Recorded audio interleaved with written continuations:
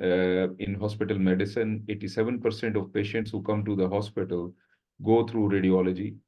Correct diagnosis means correct treatment, wrong diagnosis, wrong treatment. Simple as that. So our responsibility and importance is up there.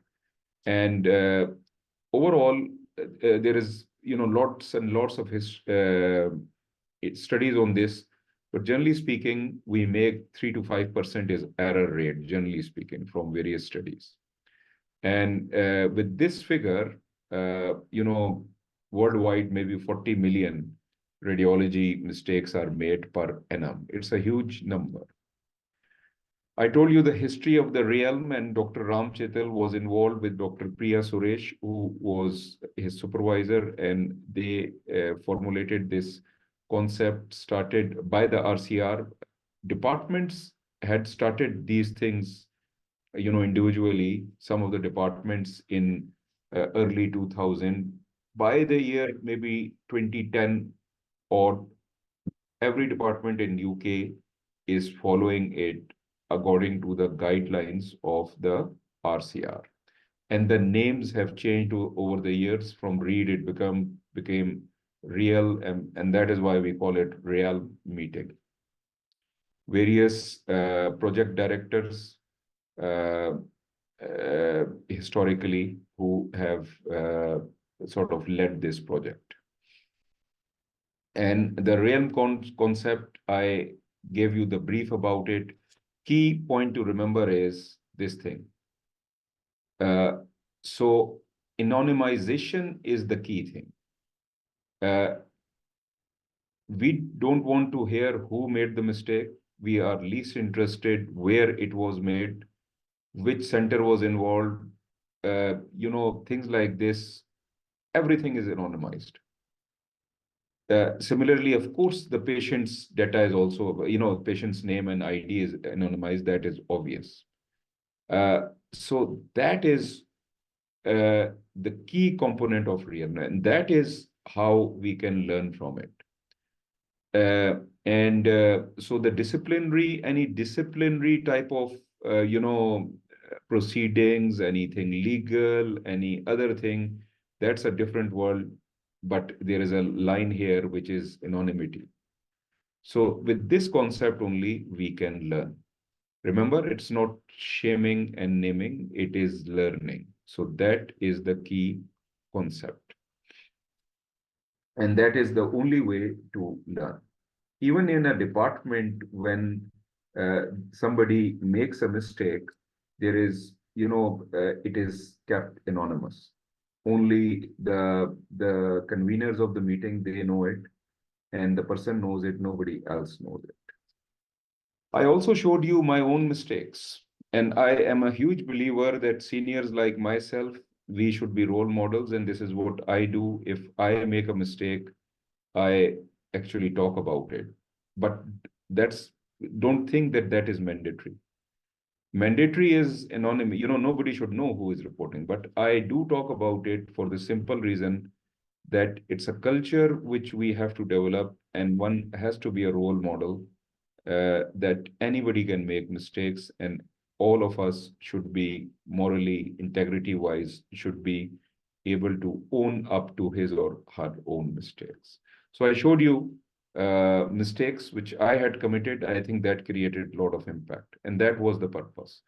But nobody, that does not mean that you have to, even if you are showing your own mistake, there is absolutely no need of saying that I made this mistake. Just say that in my clinical practice, nobody is interested.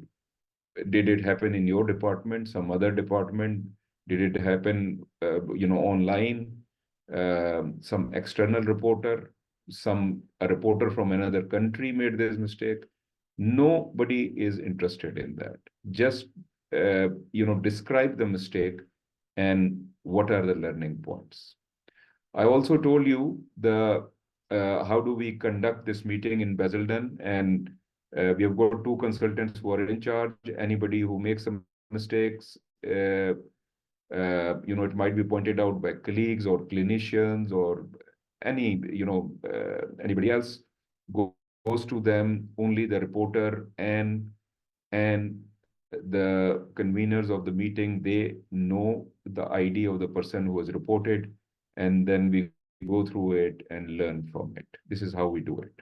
Now, if you concentrate, because uh, part of this I will touch in the learning points today. Errors are, basically perceptual and they are cognitive. So perceptual are failure to identify on first instance. And but cognitive are misinterpretation, misdiagnosis, etc. But if this is the key thing for you to remember. Look at the various types of mistakes which are made. Look at the first two types, 42%, 22%. What is this? Under reading. Abnormality is visible but not reported. And this is FRCR world. In FRCR also, in many cases, not all cases, but many cases, this is checked. Satisfaction of search is another thing, 22%. This is again FRCR world. And what does it mean? That after you identify the first abnormality, then you fail to look for additional findings. There are other types of errors which can be made. The percentage is given here, but I particularly will like to concentrate on the first two: under reading, and satisfaction of search. In attentional blindness, this is what I told you, that this study is extremely interesting, and basically when human beings putting attention to a particular type of finding, we don't see anything else. This study was published in USA in 2013, and on this image, a gorilla, if you see here, there is a cartoon gorilla which has been put here. And these were very experienced radiologists, 24 radiologists. They were, they read these scans for the nodule. And 83% of them did not pick up this gorilla. So a layperson might pick up this gorilla, but they did not because of inattentionness, a phenomena where people miss unexpected objects due to focused attention. So we saw a case of this thing last week, and it is very interesting, a very interesting case, and you won't believe it that this happens. But I just wanted to show you before I go for the first Viva case. This patient actually uh, presented with collapse of the right lung, and the etiology was mucus plugging. Now, this X-ray is a follow-up X-ray where you can see the collapse of the right lung has resolved and maybe a bit of consolidation is left. You can see the NG tube. So what happened was that the patient accidentally uh, pulled the NG tube out. So the NG tube out, so they put in a new NG tube. And this is a new NG tube. And please remember, as soon as a new tube is put, then a chest X-ray is done to check the position. And you know what happened? What happened was that the person who saw this was, of course, a clinician. Kind of seen by clinicians.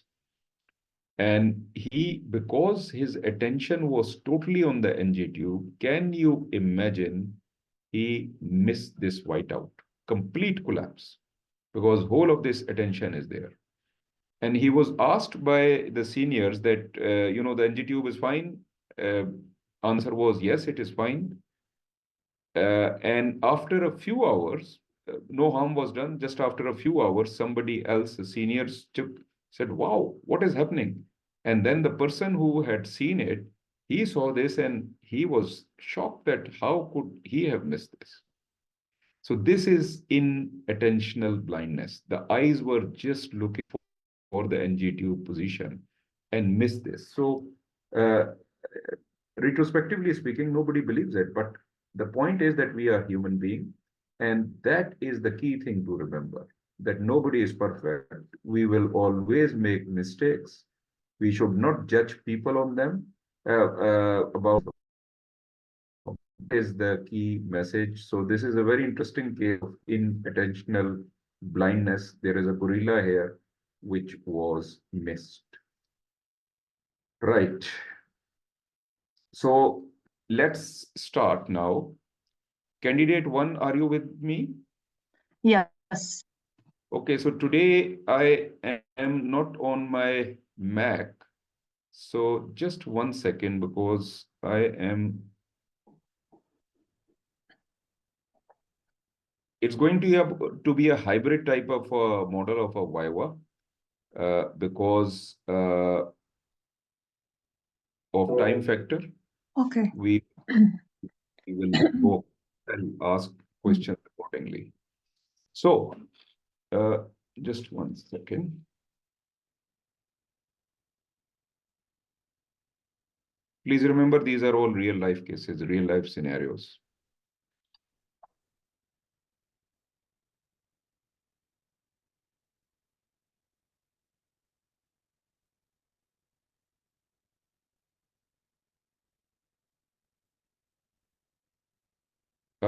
So, madam, can you hear? Can you see the image or you cannot? No, still, I don't see it yet. Okay, just 1 second.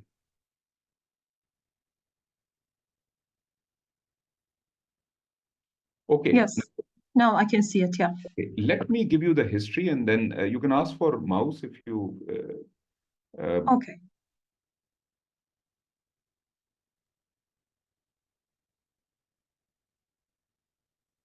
You know to ask. I want. I have to press share, the button share. Yes. No, you have to ask me. For the mouse. Candidate two, can you guide candidate one how to ask for mouse? Yeah, sure.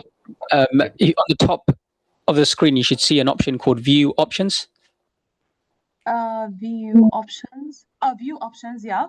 Yes. If you click on that drop-down list, there'll be an option called Request Remote Control. Request view on the view. There should be a toolbar at the top of the screen. It could be on the middle of your screen, or it could be on the left or right of your screen, and it will say View Options. Are you able? Actually, I chose Okay, madam, view. don't worry. Yes. Don't worry. What I'll do is I will go through the scan. I'll scroll for you. Okay. Okay. Thank you. Now, before I begin, let me give you the history. This is a 16-year-old presented. So I am reading from the real request. Presented worsening headache, vomiting since morning, could not sleep last night due to headache, background of nephrotic syndrome, rule out brain clot. This is the word which is written, brain clot, and SOL. So I think they are worried about stroke, rule out SOL. Now, the diffusion weighted sequence, which I am not showing you, was normal. Okay.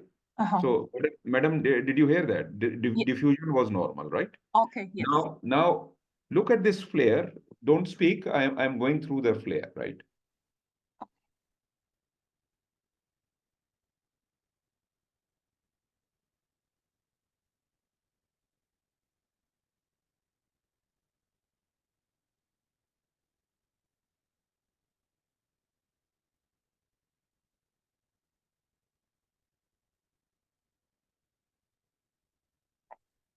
I'm going to scroll back. Still, no need of speaking. Just keep seeing it.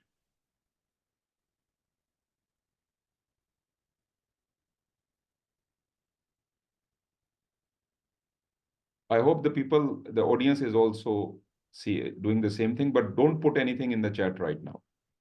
Okay, yes. Yes, madam. Anything? Yes.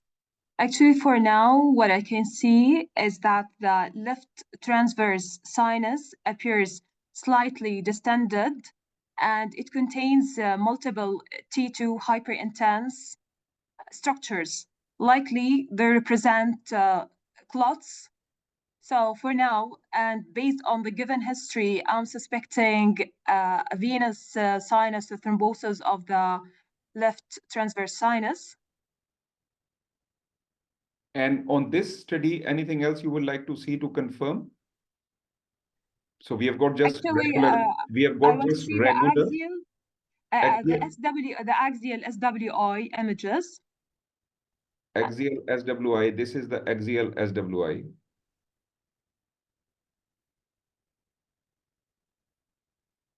I'll go back.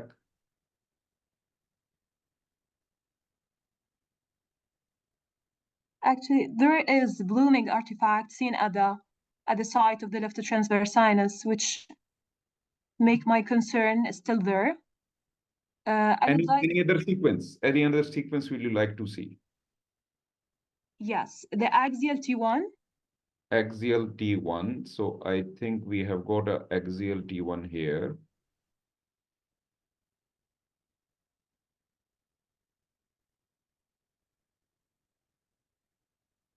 Yeah, the left transverse sinus appears also hyperintense and distended on this view. What will you do next?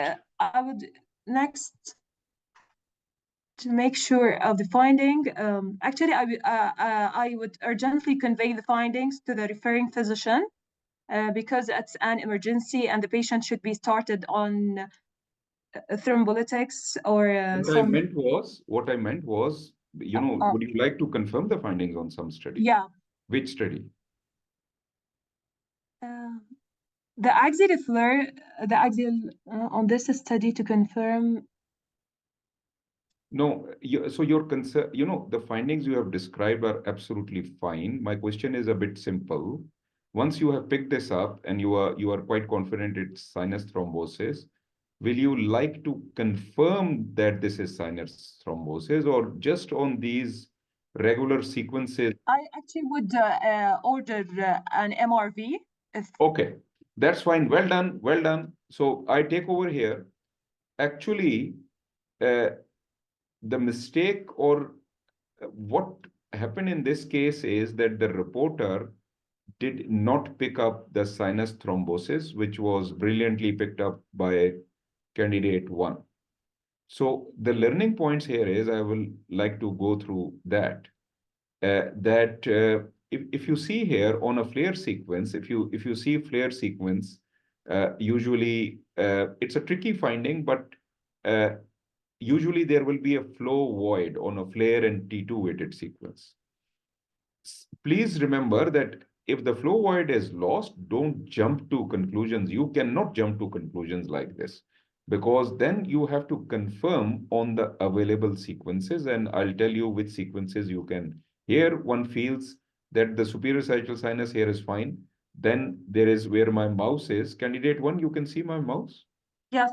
Yeah, so my mouse says there is something wrong, and then it goes down. So the whole of the superior sagittal sinus might yeah. be involved.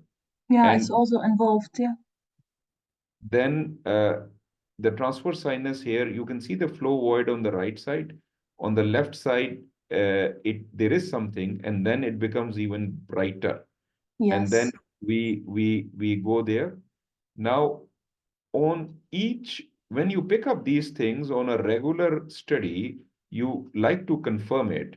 Now, we had a T2 also, which I did not show you. You can see this flow void. Maybe here there is loss of flow void slightly, and maybe here. Yeah.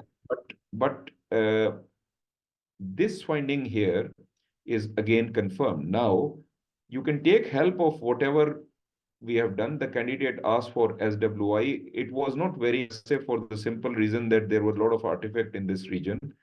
Yeah. Then asked for T1, which is good. And on T1, we can see that there is, let me show you actually two T1s. Actually, in this case, we had two T1s. And these, please remember, when you are trying to diagnose a sinus thrombosis on regular sequences, flow void, is it genuine or is it artifactual? The key thing is to look at 90-degree scans. If you are looking at axial, then look at the coronal, look at the sagittal.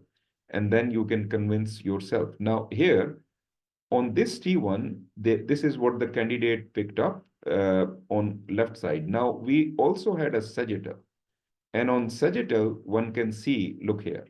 So as I'm going to the normal side, you can see the transverse sinus is normal. As I come to the center, it is still normal. Now, as I go to the left, you can see this reference line, and you can see this high signal here. And this is all sinus thrombosis. And then what happened was that the patient was sent home, discharged from hospital, and 9 days down the road, the patient came back. And this time actually they suspected. So after a gap of 9 days, the patient came back, and then CT venogram was done. And on this CT venogram, on this CT venogram, this is an axial sequence. You can see this filling defect going. Yeah. This is with contrast, of course. You can see superior sagittal sinus thrombosis where I'm pointing out.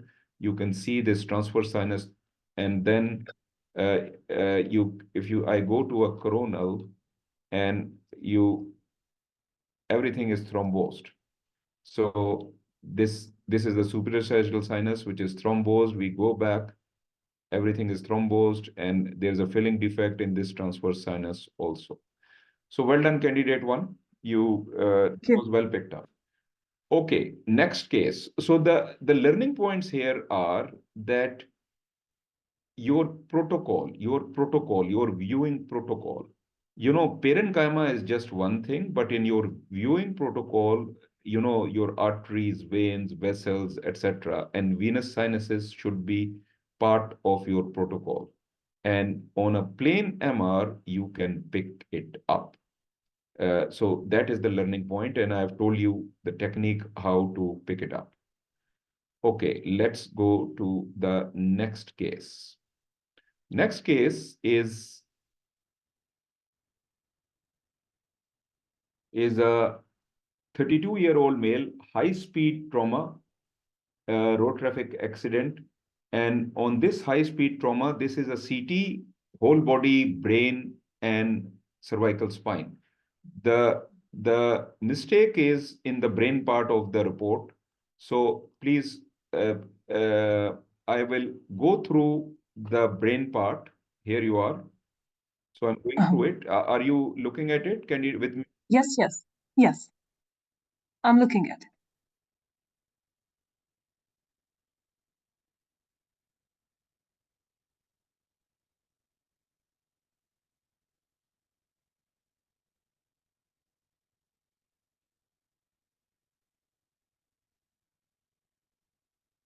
Right. So till now, if you want to describe anything, I'll keep rotating up and down. Any finding? Actually, at first, I'm checking the parenchyma since this is not a bone window. Of course, I can see that there are some facial bone fractures, but it is better to characterize them on the bone window. But I'm checking the parenchyma. Actually, I'm seeing that there is a hypodensity located at the right parietal lobe. I will check it again. Yeah, don't worry. There is nothing in the, don't worry. That is fine. So what would you like to do next? Actually, I would like to check the bone window. Here you are, bone window. Okay, thank you. So I'll go up and come down. So I'm up now.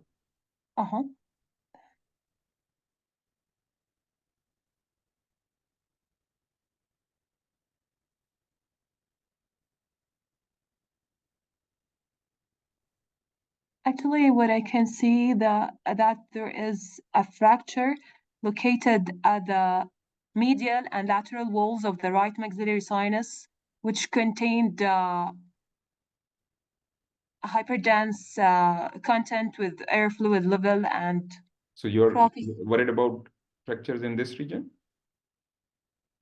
Okay. No, what were you describing? Right maxillary. You were worried about something here? And the right zygomatic, the right zygomatic arch as well. There is also This is the right. maybe triangle. there is maybe there is a tribal fracture in the right orbit. Right. Okay. Okay. I'll take that point. So we will give you more planes to see it. You Yes, are I want to worried check the coronal, please. coronal. Okay. Coronal. This is coronal.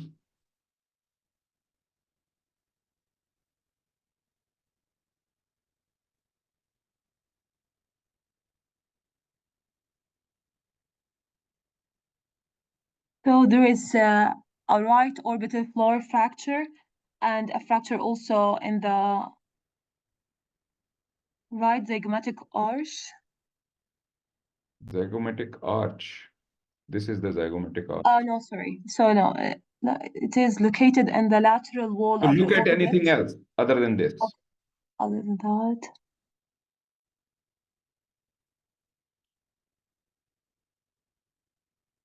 Let me give you another sequence, which is a thin slice bone window. okay. So I am just showing you area of interest now. So just confine yourself to this area. I'm beginning now.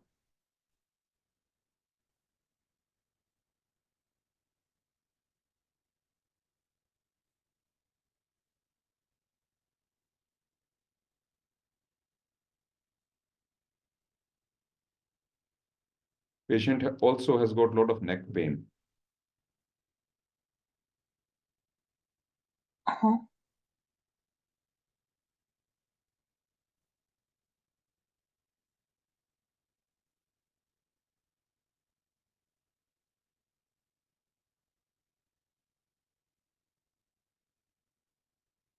Actually, maybe there is a fracture in the C2 in the base of the skull. Mm-hmm. Yes, Which in the part of in anatomy? the clivus. Clivus. Clivus is. Sorry, no, it's not here. No, the okay. If we and also there's a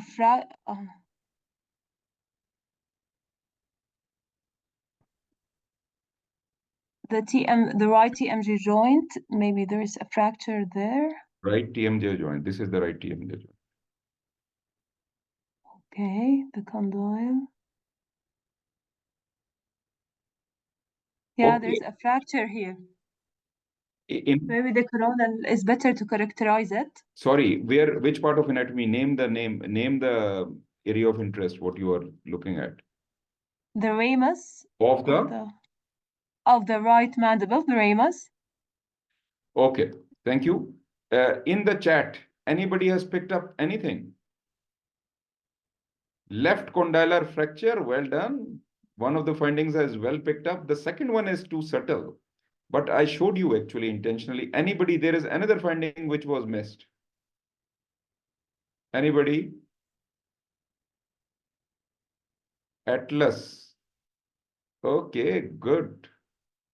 Occipital, yeah, very nice. Somebody has picked up. Let me describe to you two findings which were missed in this case. One was this thing. If you see here, TMJ is a very important exam finding by the way, condyle. And the key thing is that it should be part of your protocol to look at the TMJ on axial. So the examiner is going to show you on axial. And then, of course, you can ask for other sequences to confirm. So this is the TMJ, the mandibular condyle sitting in the fossa here on the right side. And on the left, it's out, fractured, simple as that. So this should be the learning point in this case is this condylar fracture. And as I told you, it's a very important, finding which has been asked many times.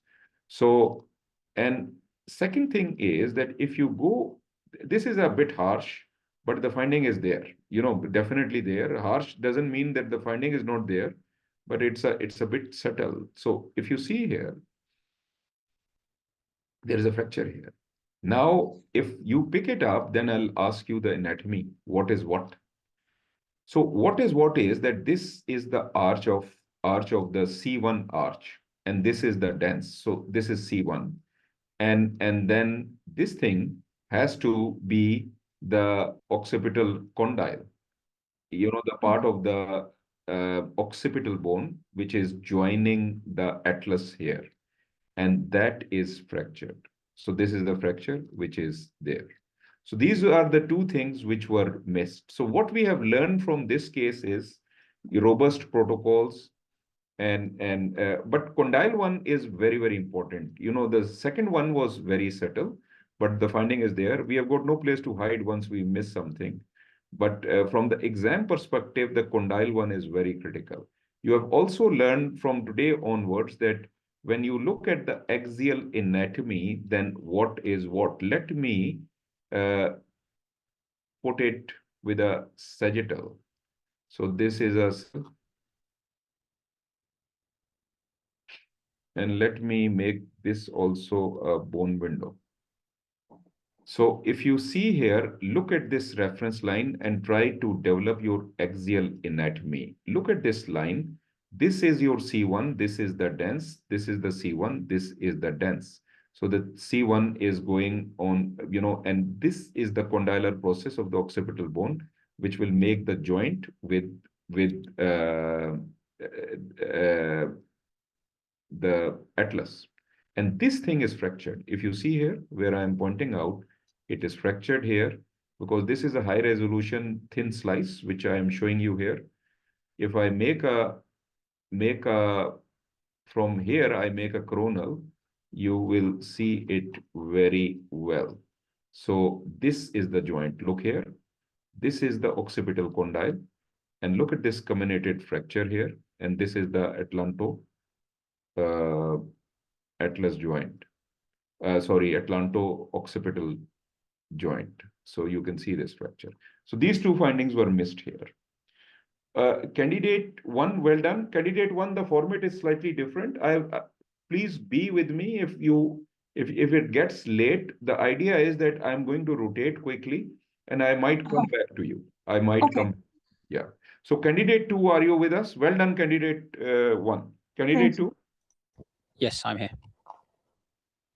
Okay, now candidate three. So from the world of neuro, let's go to another world.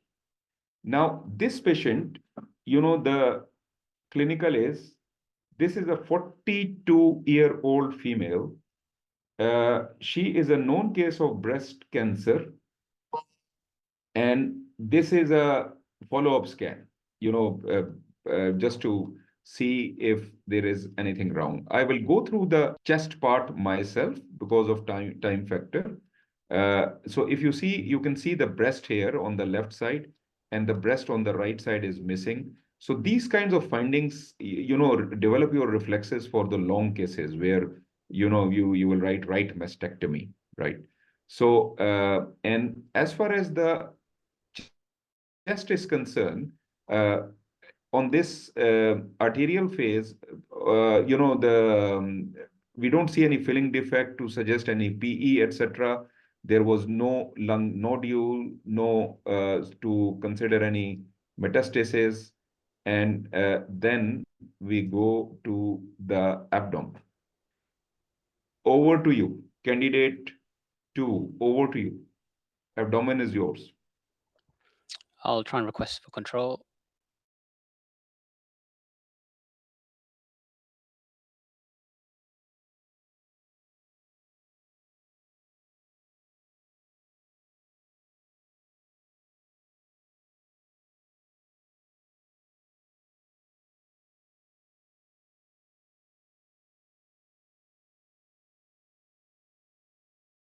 In from the left iliac, sorry, the right iliac vessels.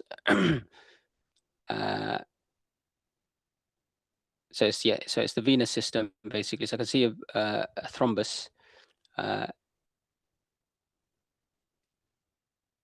in the right iliac vessel, in the right common iliac. There's no free fluid within the abdomen. Okay.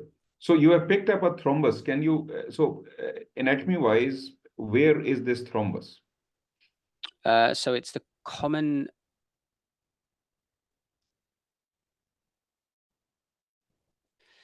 If I just go up.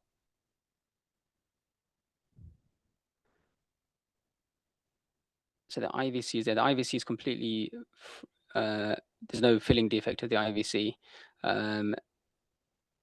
It feels like this. The inferior. Just 1 second. If you don't move your mouse, now, I'm pointing out to the IVC. This is the IVC. This is the aorta. The IVC is still here, and the thrombus comes to your view. And then IVC divides into, this is the left and this is the right. So my question is, does it also involve the distal IVC? What do you think? Yes, I do think it involves just about the proximal portion of the distal IVC. Right. So well done, candidate 2. Actually, this particular finding was missed in this case. And I'm going to ask you a few Viva questions, which is from the FRCR world. But actually, in this case, this is a case of satisfaction of search, which was a known carcinoma case. Liver metastases were picked up.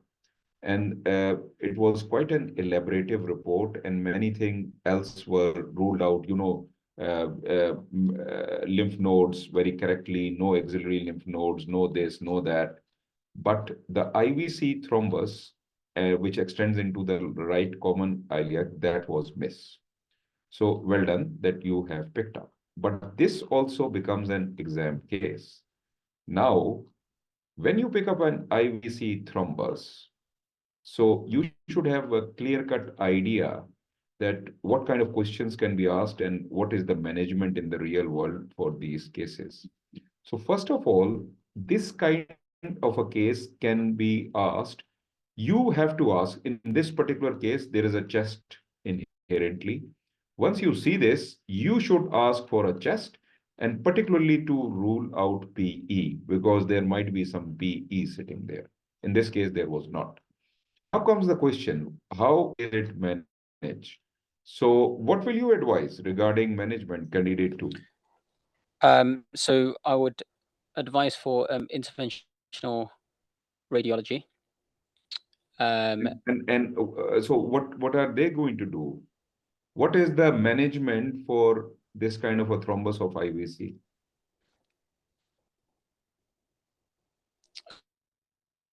So there's medical management where you can give anticoagulants and things like that. The surgical so or the IR people, what do they do management wise?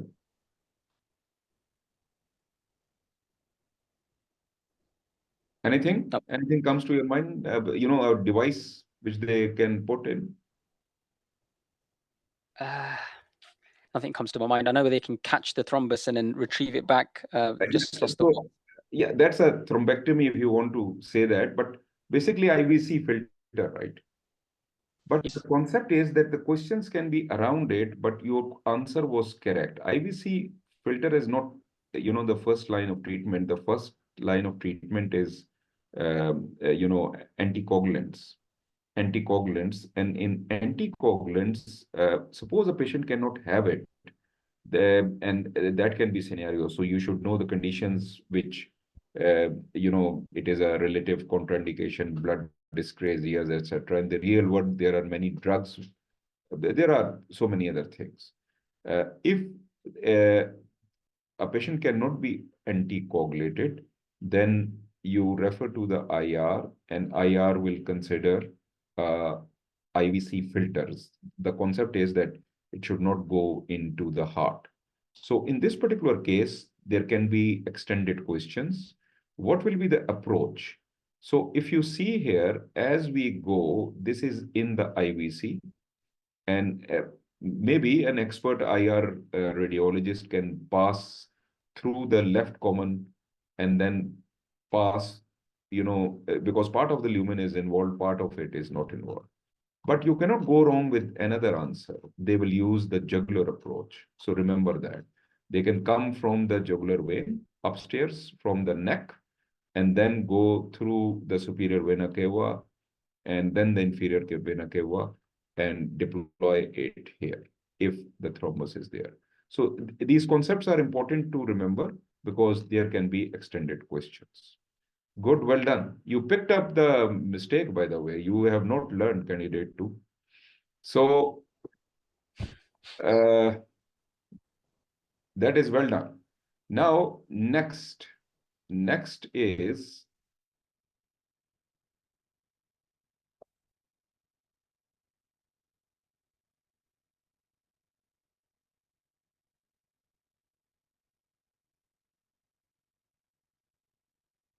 so this patient is 65-year-old. She has got headache, lack of concentration. She came to the A&E, by the way.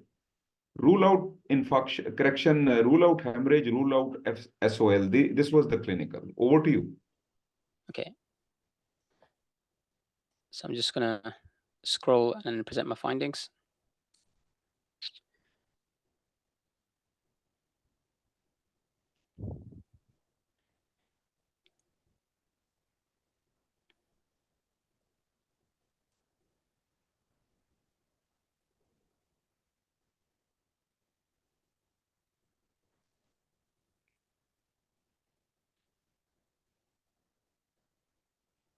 Okay, so I'm presented with a non-contrast CT head. An initial scroll, nothing really jumped at me. There's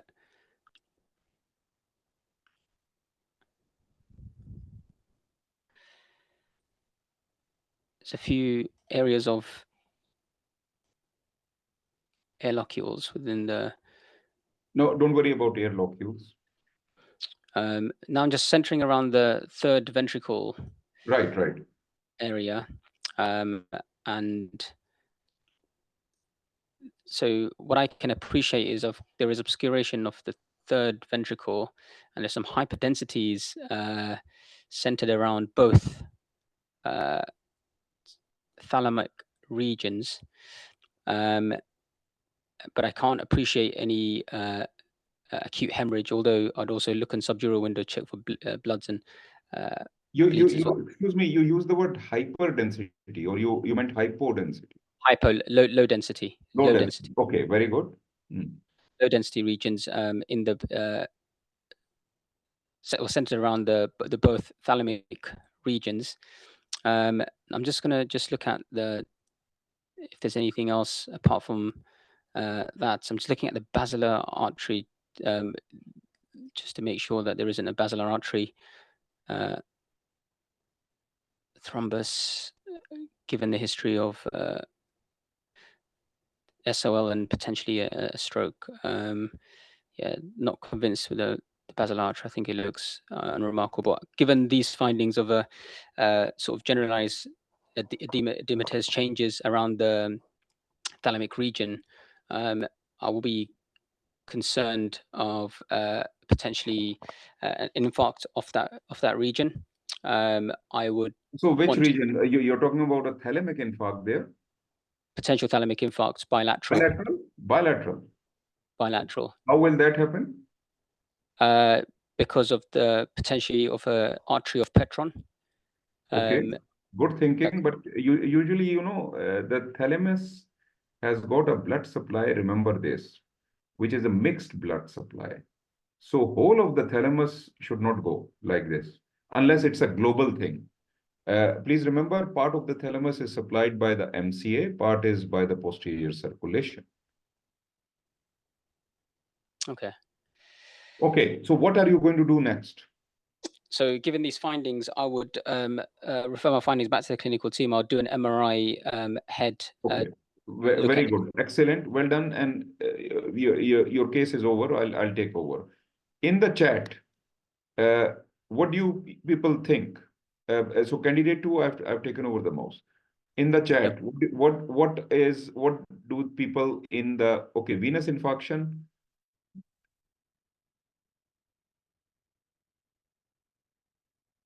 Venous infarction, MRI, internal. Okay, so indirectly, people are also we're worried about the thalamus. Okay, well done, good. Actually, This is thalamus. It's well picked up. Now, the point is that in thalamus, if you see here, the key finding was that the candidate very well picked up because the candidate has got a protocol to look at the third ventricle. And the candidate thought that the third ventricle here becomes a bit attenuated. Something is there. So actually, this is what caught his eye. And then he looked at the thalamus bilaterally and he picked up that something is wrong. Uh, Bilateral thalamic problems. Now, please remember that it is quite a diffuse problem. Everything looks abnormal. In these kind of cases, if you, let's say go to a window like a stroke, etc., your findings will be more attenuated. Key point to remember, thalamus is a gray matter. It's a deep gray matter. So thalamus will have a high density like lentiform nucleus, like head of caudate nucleus. It should not be low density. Now the thalami are looking like the white matter. So if you go to the stroke window, etc., again you will get. I think the stroke window as a default is not here, but this one is fine to highlight the point I am making. In this case, what happened? This was missed. This thalamic finding was missed. And please remember, uh, basilar artery thrombus was a very good rule out. And please also remember, as I have told you, that basilar artery thrombus, look at the thalamus, always look at the thalamus, but it will not be completely gone for the simple reason that whole of the thalamus is not supplied by the posterior circulation. So this is quite a unique case where I ask more, that the thalami are involved, and the first finding which the candidate picked up was brilliant, that something is there. Candidate two, is there a connection between the two thalami? Anatomic, this is an anatomy question. I can't think of any anatomical. Yeah, so there is a connection, and that connection is not functional connection. So they are connected, but no fibers go through it. Remember this. Having said that, this was missed. This was missed. Remember the symptoms: headache, lack of concentration, vague symptoms. This was missed. The patient came back after 4 months. This is a January scan. And then the patient, I think, came in June, if I'm not wrong, or last date of May, actually. So then what happens? That now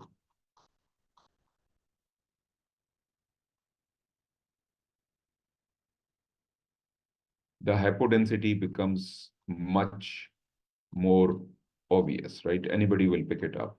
So candidate two, now, where does your mind go? So now, Pathology. given the time frame of the images and it's progressed, I'll be thinking more less likely to be obviously infarct related, but more tumor related. Yeah, so this is a tumor. And look at this. So sorry, this is a DWI. I wanted to show you a flare. And here you are. Sorry, that is a DWI. Where is the flare? Look at this. And develop your anatomy on this. So the tumor is crossing over right to left. And it is going just like, retrospectively speaking, whatever you were looking at the initial CT. But of course, this is 4 months down the road. Let's go to just to develop our anatomy. Now, do you see this? What is happening? So it was beautifully picked up by the candidate. He was worried about the third ventricle. Now, look at this. This is a midline, absolute midline. You can see this is this part of anatomy is optic chiasma, infundibulum, mammillary bodies. This is the hypothalamus. And this tumor is crossing the midline. And that is why it goes to this thalamus. It goes to the other thalamus. So the same thing, good case to develop your anatomy on a corona. So here you are. So it is going, and third ventricle is here, pushing it down. So this was bilateral thalamic infarction. Well done. Correction, bilateral thalamic. It was a glioma actually. Missed. Okay, time to go to the international speakers. Let me make them co-hosts.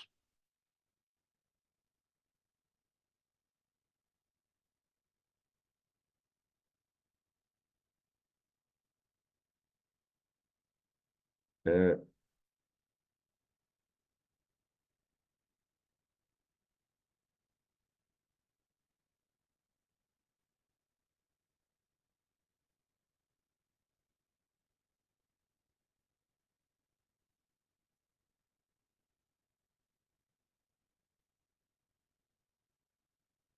so the international speakers today with us. Thank you very much for that. You know, the idea is to spread this concept, and I'm so happy that many of you reached out to me to present today. Some of you could not because of technical issues, etc. But I'm sure the next session, which will be the fourth session, there will be many more. And this is just a start of, I think, something very big, where it can be a learning for from mistakes at a global level. You know, you people can present here. And later on, my vision is that we can also publish things like that, many things which you can do globally. So it's a very good one stop, small step is what we are talking about. So I think actually more than 10 people reached out to me, more than 10, to present cases, but because of one reason or other, some of them could not. But five of them are here. One of them is not on the flyer, Dr. Zubia Tarar. So three people are from Pakistan, one is from Egypt, one is from Zimbabwe. That is absolutely great. And some others from other countries also reached out. So I think next session, hopefully there will be 10 people from 10 different countries. So very happy to see your response. Now, our first presenter will be Dr. Francis from Zimbabwe. Francis, you are a co-host. Can you unmute yourself? I'm unmuted. I'm here. Can you hear me? I can hear you loud and clear. Well done, and very happy that you reached out. Very enthusiasm, the enthusiasm which you have shown. Excellent. Over to you. Whatever you want to present, over to you. Thank you. Let me share my screen. I'm going to do this in PowerPoint presentation.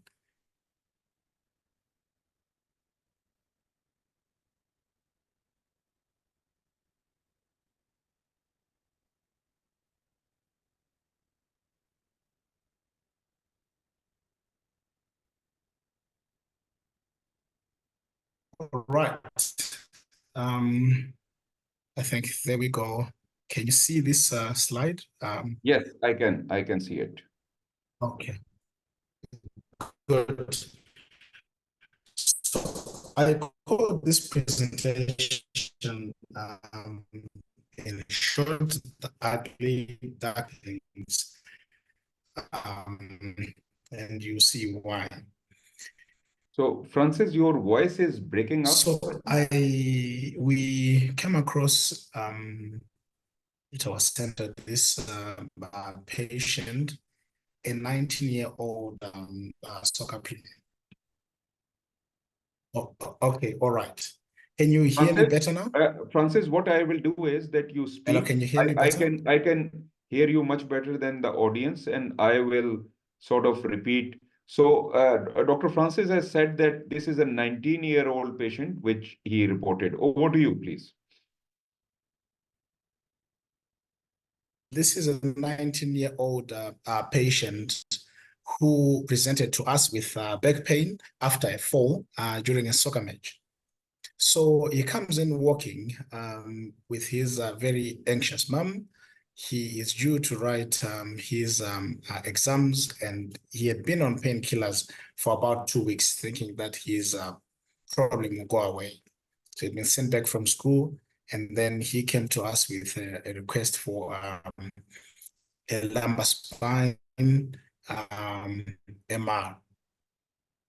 So we went ahead and did his lumbar spine MR, but in my mind, I get these cases quite often. I'm thinking it's a patient who is young, and this must be just something very, very small. So I quickly jump onto these sagittal scans, your T2, our stay and the T1 sequences. And I quickly jumped to a conclusion that this spine is just straightened. We've just lost the lumbar lordosis. There's nothing to worry about in this patient.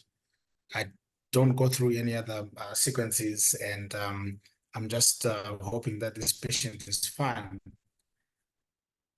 So having seen this quickly, I also went to and I look to the left and also to the right, and everything looks okay, at least at this point. We then go and we dispatch a report as a normal study. And we even recommended physiotherapy for muscle spasm in this patient, saying it's just a young patient. Can you still hear me? There is a issue, but audience, he can only do what he can do. Speaking from Zimbabwe, if the internet is not okay, this is what will happen. So bear with him. Try to concentrate. I can make out what he is saying, and he is also showing you some word, files. So try to. I don't think so. We should now comment on the voice. Please continue now. Okay, that's fine. So I'll try and shout so that people can hear better. So we dispatch this report as a normal study. We recommend physiotherapy for muscle spasm in this patient. But then the patient, about a month later, I think about 5 weeks later, they present back to us. Still in pain, and he's sort of unable to walk, and the physiotherapists are saying the patient is not getting any better.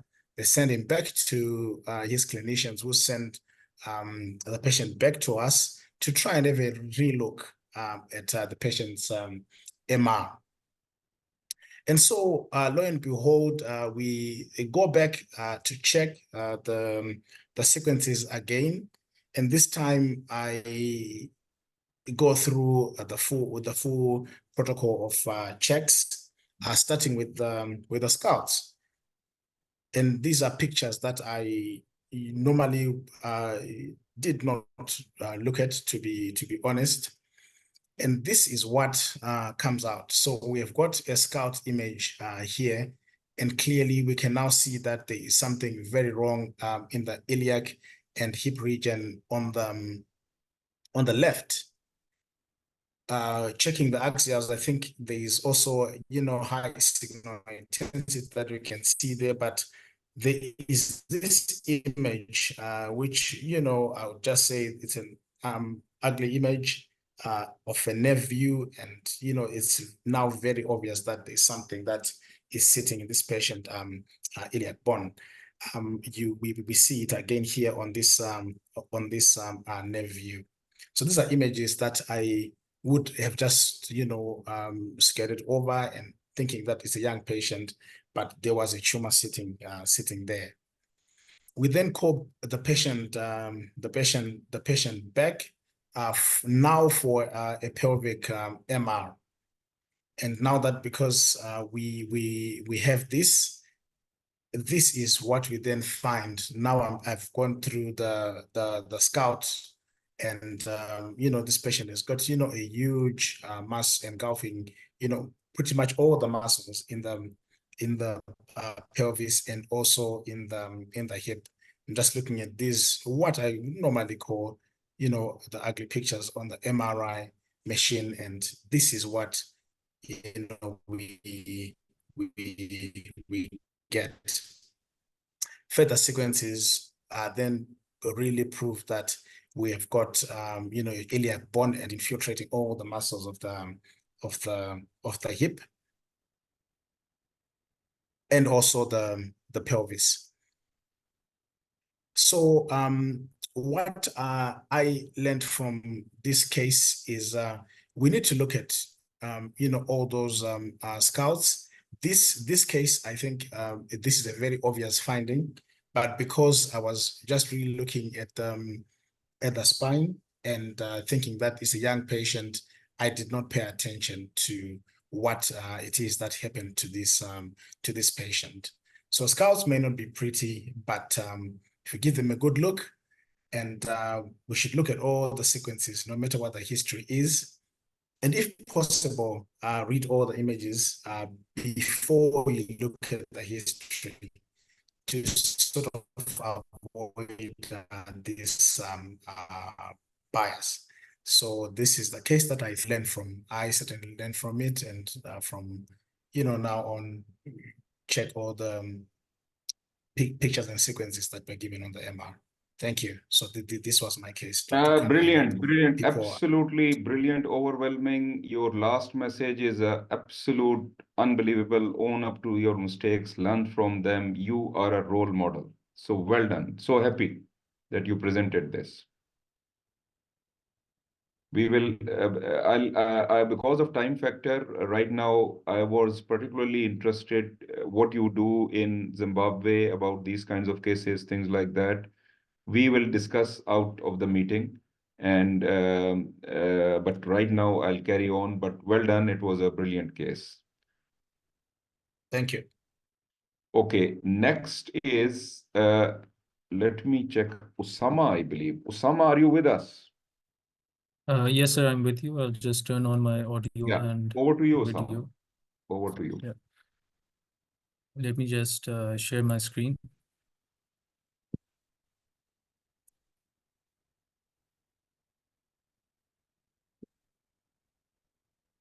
Yeah, so can everyone see my screen? Yes. Let me just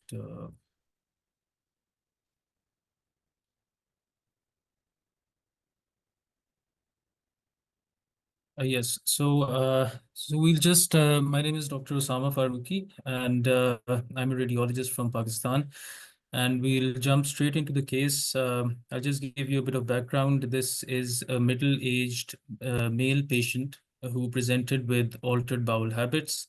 So I'll just let it auto scroll, and everyone is welcome to just pitch in the chat, and I'm quite confident that most, if not all of you, will be able to pick up the relevant findings. So here we go. We're looking at a CT, contrast enhanced CT through the abdomen and pelvis.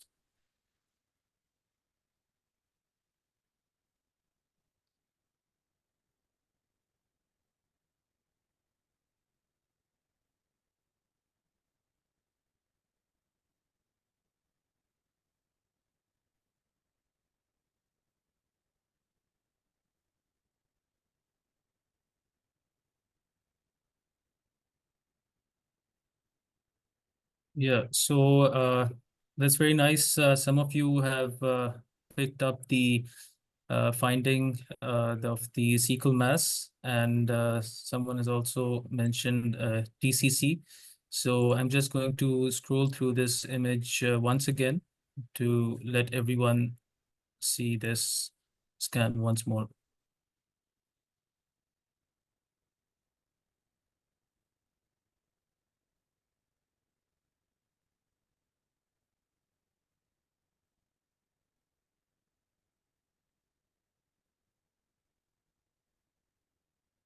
So again, most of you have picked up the cecal mass as well as the liver lesion. So the liver lesion is actually a benign cyst, which we are seeing up high in the liver. However, the cecal mass that you saw right here was basically the main finding that was concerned with the patient's a complaint of altered bowel habits.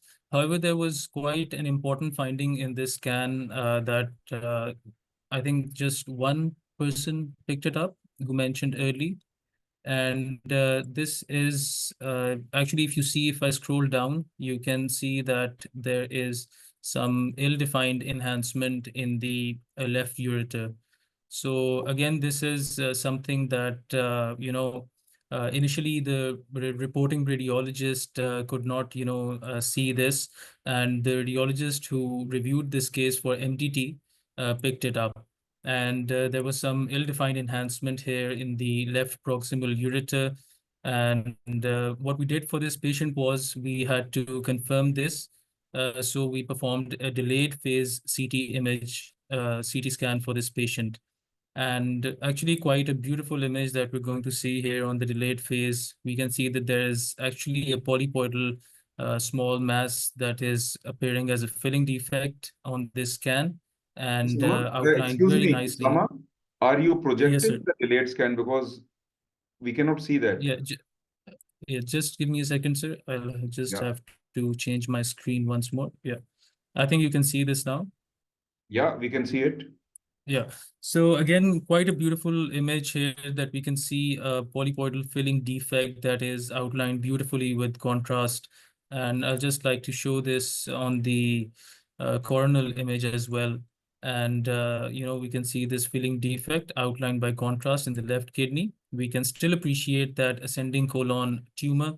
And it was very interesting because after this patient basically they did a ureteroscopy and took an FNA of this mass. And when they took that FNA turned out to be negative, but the washings that they took for cytology showed malignant cells.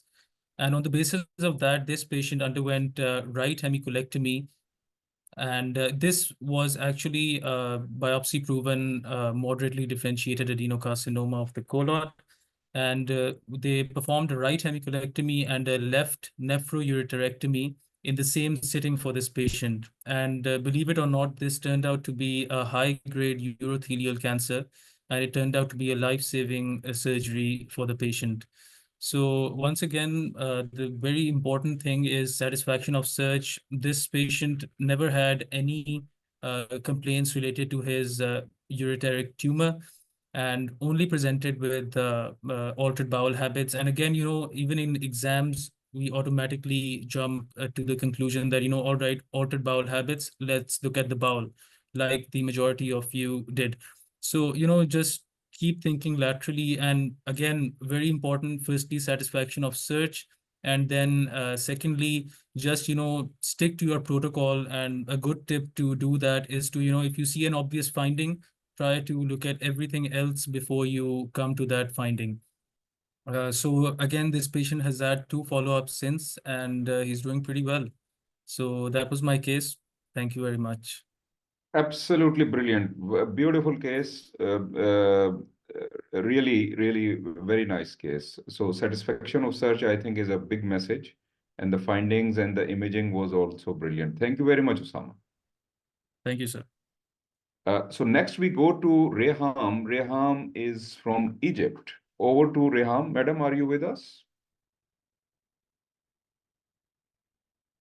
Yep. Yes, I am. Okay, First, over to you, thank please. you very much for having me today, and thanks for sharing my case with my colleagues. Today, I'm going to present a case. I think the screen is evident. It is shared, right? Yes, I can see the image. It's a Okay. sagittal. So let me present the case. This was a male patient who fell to the ground and came with a trauma, presented with a trauma to the radiology department. And yes, you can tell me in the chat box what you can see as a sequelae of trauma.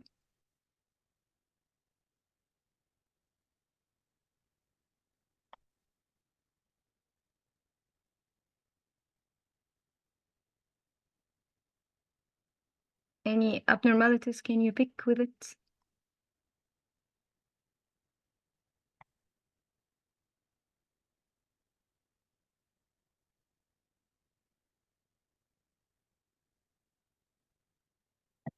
Okay, so in this case, there were many findings. And first thing is the knee effusion.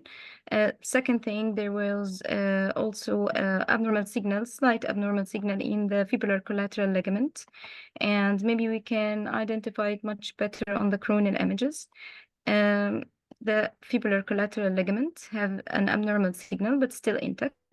The medial collateral ligament also with an abnormal signal and thickened edematous.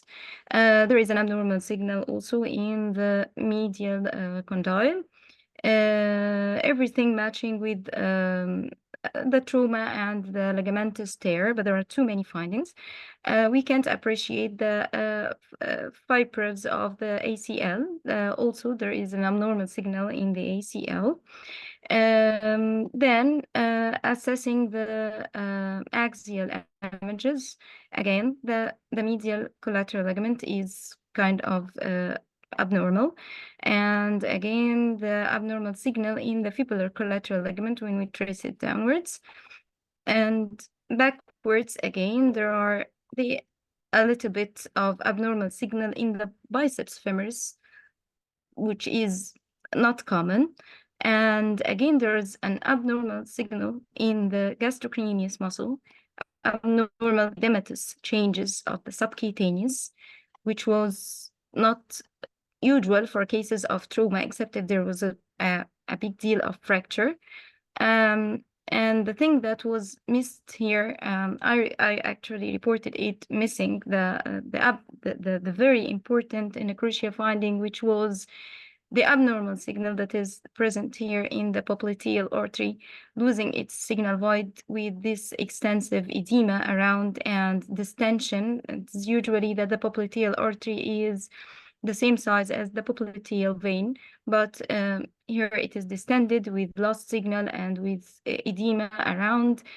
And this case ended up as a patient with popliteal artery thrombus ischemic leg, and that caused the claudication for the trauma. Actually, it wasn't a real trauma that caused the patient to fall. And he was treated surgically because it was extensive, and they opened the case surgically. You can also appreciate the abnormal signal on the axial here. Again, there's distended artery with abnormal signal and the unusual edema of the soft tissue or the muscle plane related other than or in addition to the pathology that is being present in the whole joint. My message from this case is, again, the satisfaction of search, and always keep checking and keep your eyes wide open for the vascular system, because this is the real emergency. In whatever cases, this is the real emergency because it matters a lot. And that's what my case. Any Well question? done, brilliant. Very nice case, very nice case. So, and it gave us a lot of variety also, that knee and vascular system, usually they don't go together, but the message is everything can go with everything else. Brilliant, well done. Thank you. So next is, let me check who is next is, just 1 second, please.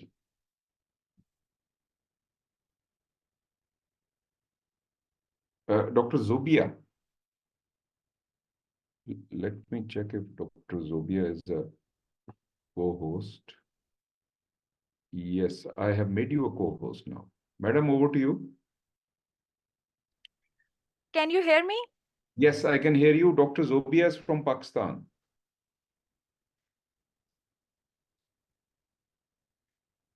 We can hear you. Please, you can discuss. Yes. So I'm Dr. Zubia from Pakistan, and I'm sharing my screen. Can you see my screen? I can see a X with a, yeah, now, yeah, I think we here you are. We can see something. It's a CT of the neck. Yes. This is a patient of non-medullary carcinoma of the thyroid. And patient has this baseline CT thorax. So I will scroll through the scan.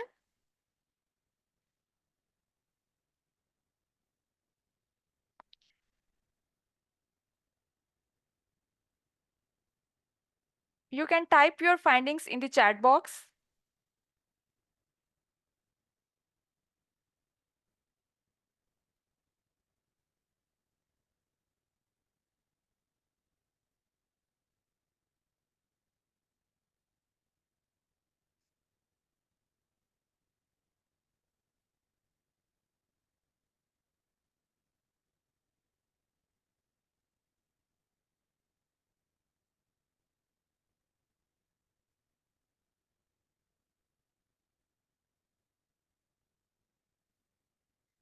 So what we can see here is there are post-surgical changes of thyroidectomy.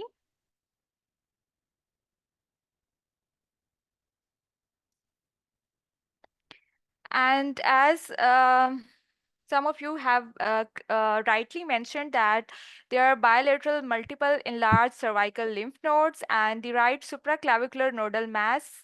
It is causing mass effect on the right internal jugular vein. Further, as we go down, we can see that there is this enlarged right paratracheal lymph node, and also there are enlarged bilateral axillary lymph nodes.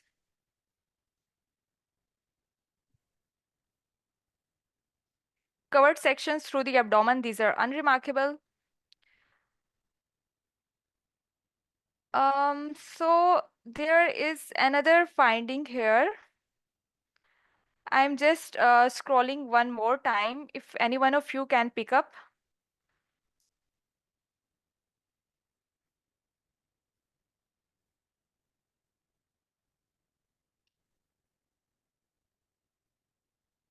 Okay, so the lymph nodes, okay, there is no mass in the pancreatic tail basically. Here we can see that this is the normal pancreas. Yes, the IJV tumor thrombus, yes, it is here. So this is not lymphoma. These are basically enlarged cervical lymph nodes and enlarged axillary lymph nodes, enlarged right paratracheal lymph node. These are basically metastases of medullary carcinoma of the thyroid. What an important thing is in this scan, if you see closely, you can appreciate that there is this enhancing mass in the left breast. Further, if you see more focused, then you can see that there is also enhancing mass here.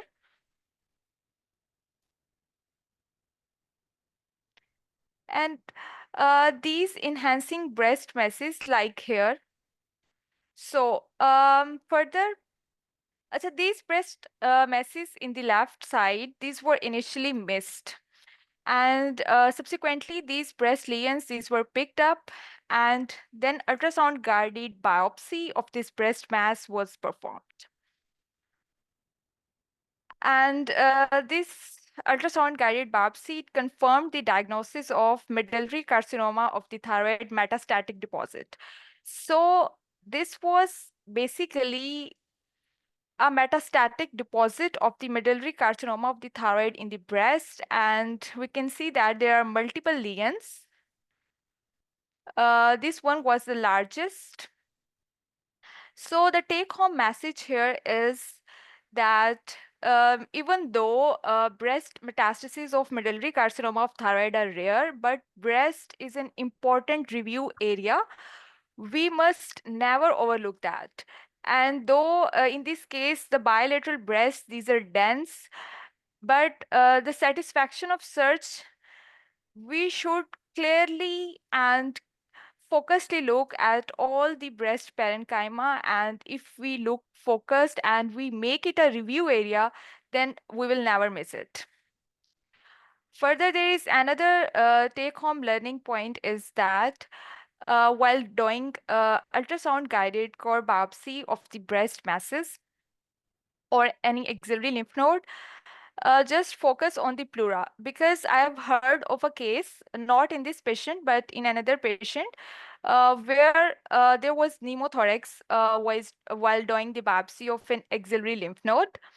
So if you are taking the core sample of 2 centimeter size, then be clear of the pleura. Like in this case, the breast mass is less. We have 2 centimeter depth, and if we open the needle obliquely, then it will definitely damage the pleura and it will cause pneumothorax. So it is very important that we align the needle carefully and we align it horizontally to avoid this complication of pneumothorax, which must never happen. Thank you. That was from my side. Okay, thank you very much. Great case, basically enhancing multiple nodules in left breast, which came out ultimately to be a medullary carcinoma metastasis. A very unique case, but the message is satisfaction of search. Breast should be a review area. So well done, a great case. Last presenter as international presenter is Dr. Shumaila. Let me see if she is a co-host. Ji, sir, I am a Okay, co-host. see, yes, please. So over to you, please. I'm just sharing my screen. Let me, now you share your screen. No, just, I think I'm able to. I think I'm able to share. Can you see my screen? the problem is that I can see that needle image still. What is happening? Just 1 second.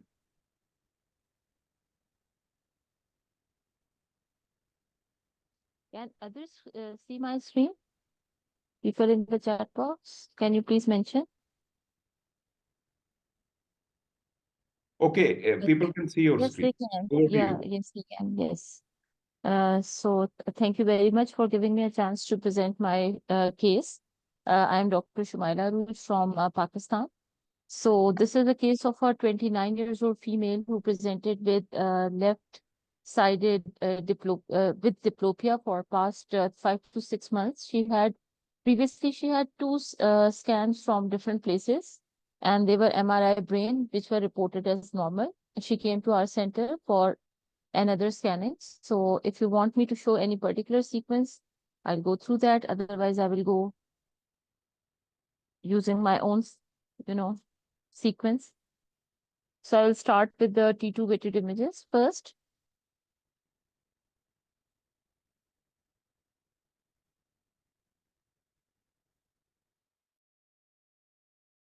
That cannot.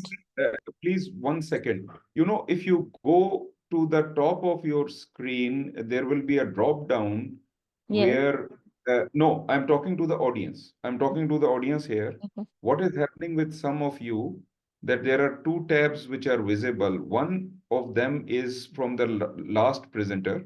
So if you go down, it might be a drop down or a drop up menu, and click Shumaila Arooj view options. Shumaila Arooj instead of Zobia, and you will see the brain image. So some of you have acknowledged that, and can you confirm that you have seen it now, all of you? Fine? Yes. So, madam, over to you. Please continue. Thank you. So these are T2 weighted axial images from the brain parenchyma, and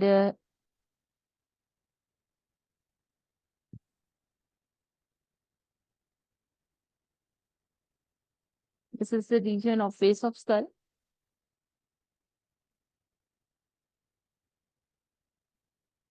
Basically, this case was shared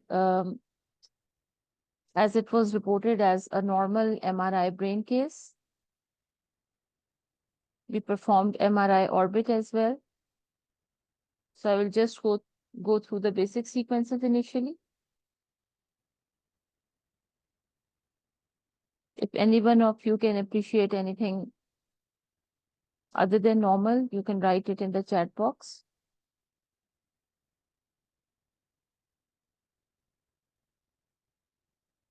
So someone shared that there is loss of signal in the clivus. I will go to the dedicated sequences for intracranial nerves.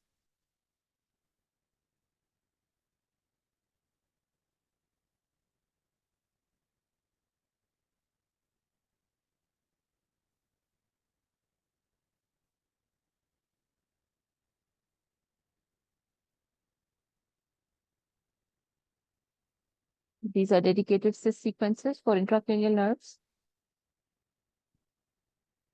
There was no diffusion and there was no signal dropout on susceptibility. So I will skip those sequences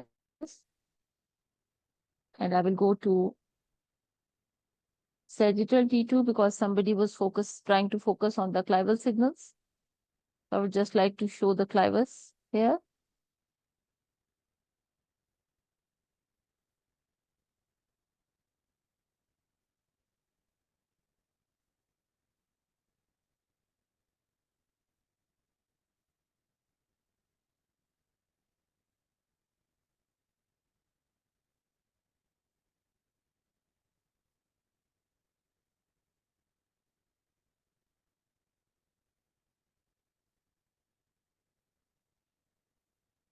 And then we had contrast fitted images. So there's a lesion in the clivus, people are commenting.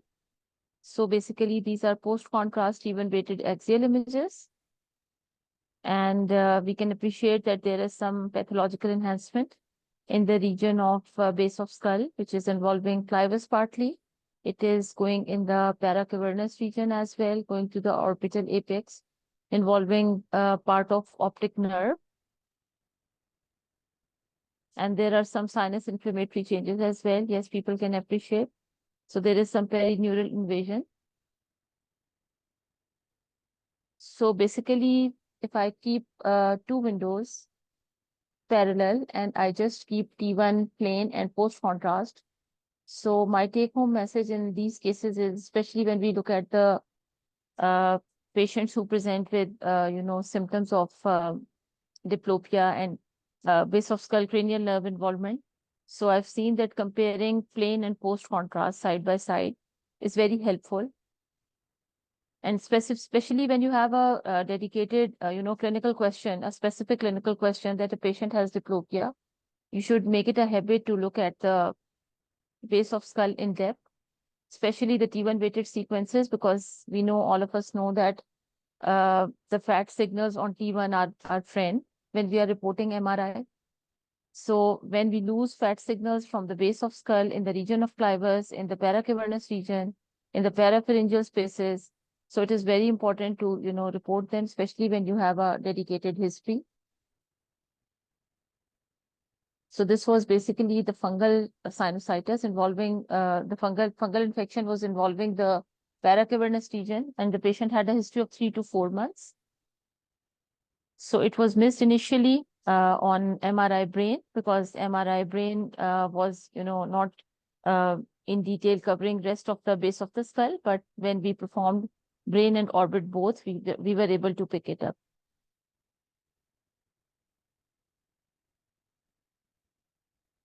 Is there any other sequence which you want me to share?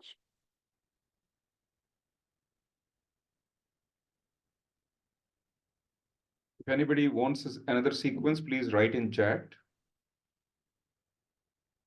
So if you focus here as well, you can see that there is pathological enhancement. It is very important to compare right and left as well, because the right side, the cavernous sinus on the right and left, they are not symmetrical. On the right side, we can see more enhancement between the IC and the medial temporal lobe. So my take home message is,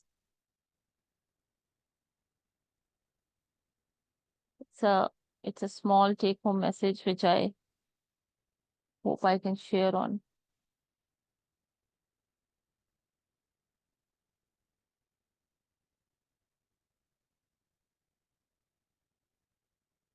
So it's fine. I'll just, share it. Otherwise, my take home message is that MR protocols, they are not written on stones. MR is basically the game of signals. So we have to look at the base. We should always start with the basic sequences. The fancy sequences can add to your diagnosis, but the basic sequences are always the main essence which help you main diagnosis. And if you can't find, if you have a pertinent clinical question and still you can't find an answer, take the help of, your colleagues, because at times which you cannot pick up, somebody else can, pick up it in a very nice way. So to err is human, and to learn from errors is superhuman. MRI is the game of signals. Always stick to basic sequences. Protocols are not written in stone. Make them tailor-made. If this patient had gotten an MRI orbit earlier, so the diagnosis had been easier and quicker, because it's not a very difficult case, but it's only that you just have to look at the clinical question and answer according to that. That's it. Thank you. Thank you very much. Absolutely brilliant case. Very, very nice case. So thank you very much. So now,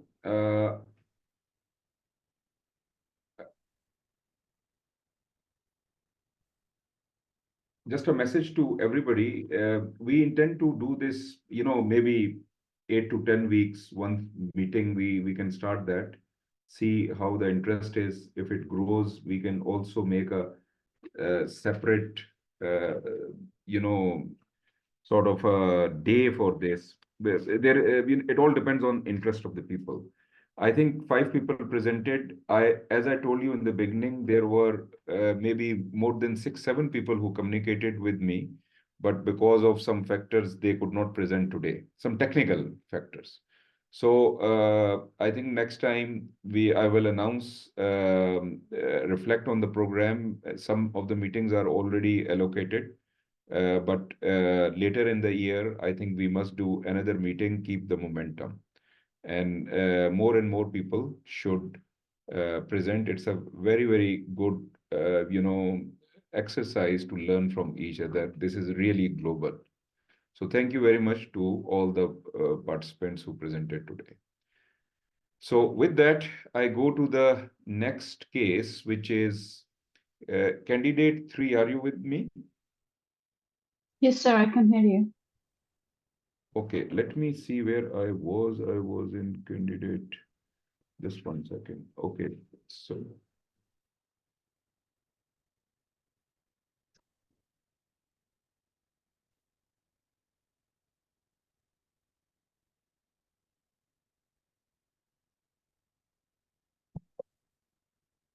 Something wrong at my, okay, yeah. So, candidate 3, you can see an image? Yes, I can see sagittal lumbar spine MRI. Yeah, just 1 second, just 1 second. I just want to make sure that I'm at the correct patient. I think I am at the correct patient. What I'll do is, because of the time factor, so this was a lumbar spine, 48-year-old, acute back pain, disc stir, some degenerative changes, etc. Now, over to you. I will give you a T2, sagittal, T2, axial. Over to you. Okay.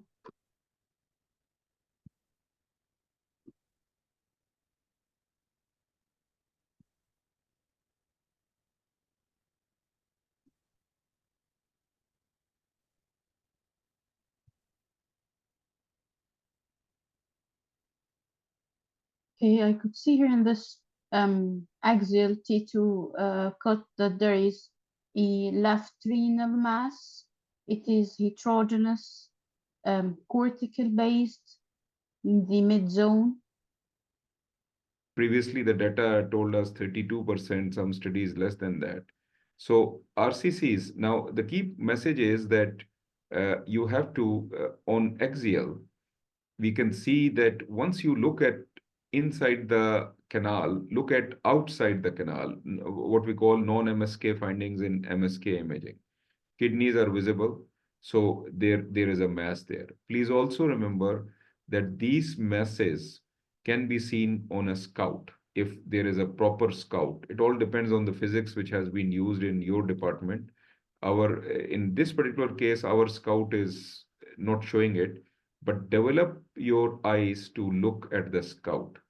There is a publication which I show in my teaching. I think it's in one of the PowerPoints. It was published in the Times of London, where a renal cell carcinoma was missed 13 centimeter on a lumbar spine, retrospectively speaking, picked up. And the headline was that radiologist missed a football. That was the headline. That was it. And it was visible on the scout.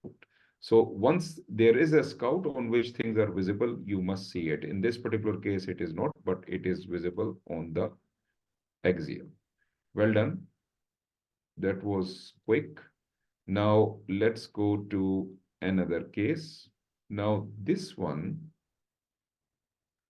let me first of all give you the history before I hand you over the case.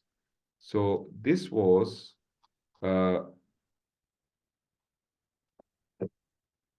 48-year-old A&E case, severe pain, swelling, left forehead, upper eyelid, and pain also in temporal region.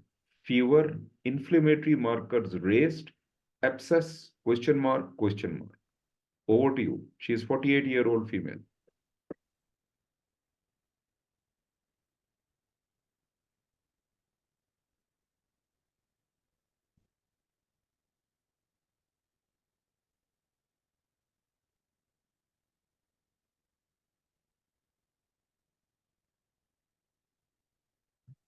So, madam, can you hear me? Yes, sir. One feedback which I want to give you, because this is my observation in the last case also, you keep quiet for too long. In the exam, that is not allowed. The technique is that once you start seeing it, you can scroll it for, but say to the examiner what you are. So Okay. go through it. Start talking. That is Okay. critical. You should not be silent. Over to you. Okay. So I'm presented with axial CT cuts of the brain non-contrast for a patient presented with fever and facial swelling. I'm now going through the cerebral cortices. I can see that there is loss of the cortico middle Yeah, of this is the just 1 second. Let me give yeah. you a better scan because this will confuse you. It is Okay. a 0.625. It's a, I think, thin slices. So don't worry about the corticomedullary differentiation. There is too much noise on the scan. Let me see if there are thicker slices available, which will be, here you are. There is a thick slice. Over to you. Okay. So I'll be scrolling through the images.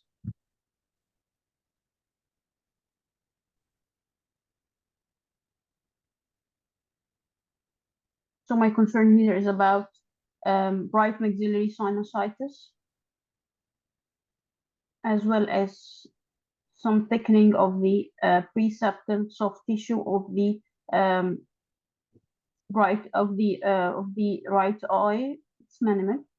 There is frontal sinusitis as well, and there is here I can see that there is a soft tissue thickening at the left frontal sinus.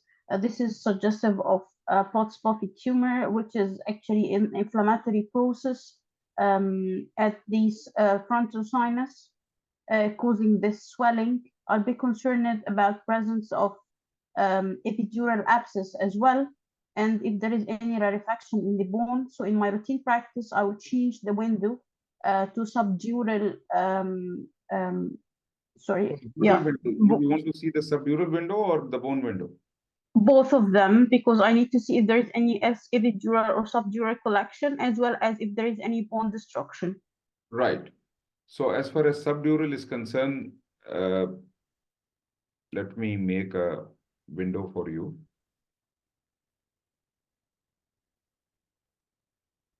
So I'm scrolling it because of time factor.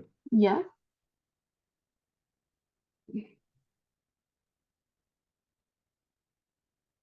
We cannot see anything. Yeah, exactly. I can't see it here. Now, However, I next will. window, you would like a bone window. Over to you.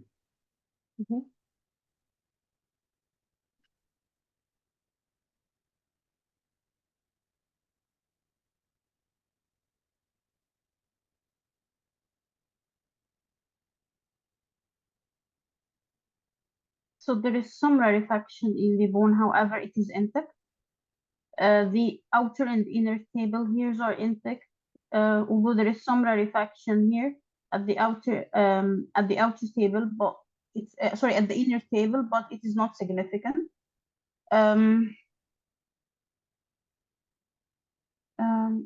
I might just be thinking about if this is an osteomyelitis in the bones as well. I would proceed with an MRI to see if there is any Madam, this is diffusion. middle of the night. You cannot do an MR. What will you like to do? Okay. I will compare my findings to the referring doctor that I'm concerned Can you about. do anything else on the CT? Can you do anything else? Post-contrast Yeah. study. Okay. So let me show you post-contrast. Post-contrast.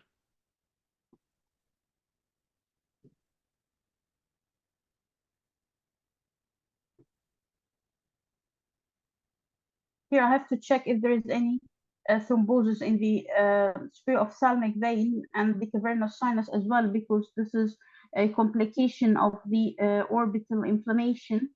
However, here I can't see definitely dilated superior-ophthalmic vein. So I'm excluding and there is no abnormality, definitive abnormality at the cavernous sinus. It appears normally enhancing on both sides, symmetrical. So there is no here cavernous sinus thrombosis. So I will again be concerned about preseptal orbital inflammation as well as skull osteomyelitis, secondary to an inflammatory process, which is an infective sinusitis of the frontal sinus. Any other sequence you would like to see?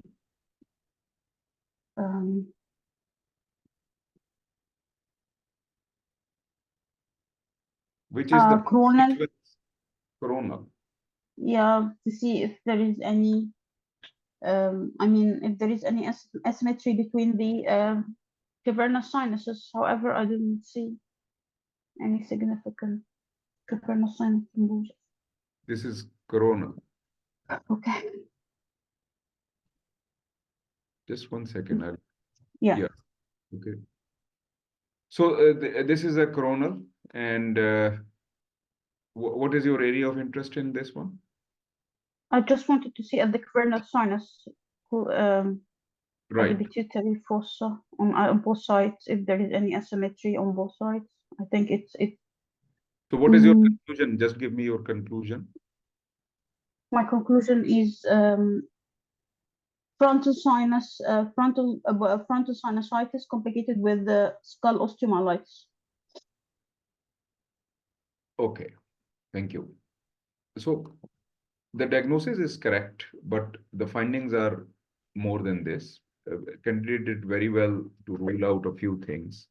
Now, this is what happened in this particular case, that the patient went home. Remember, patient is 48 years old, reported as infective process sinusitis, that kind of a report. Did not even mention the candidate said osteomyelitis. I'll show you the findings which are there. The patient goes home.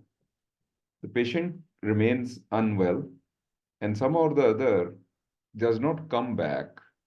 And when the patient comes back, this is 4 weeks down the road. She comes back, and she comes back with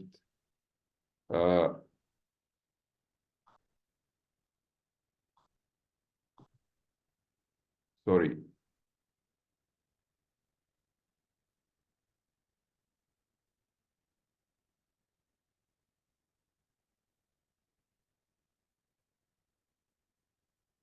If you see here, huge brain abscess and midline shift and things like that. This is that abscess. If you look at the sagittal here,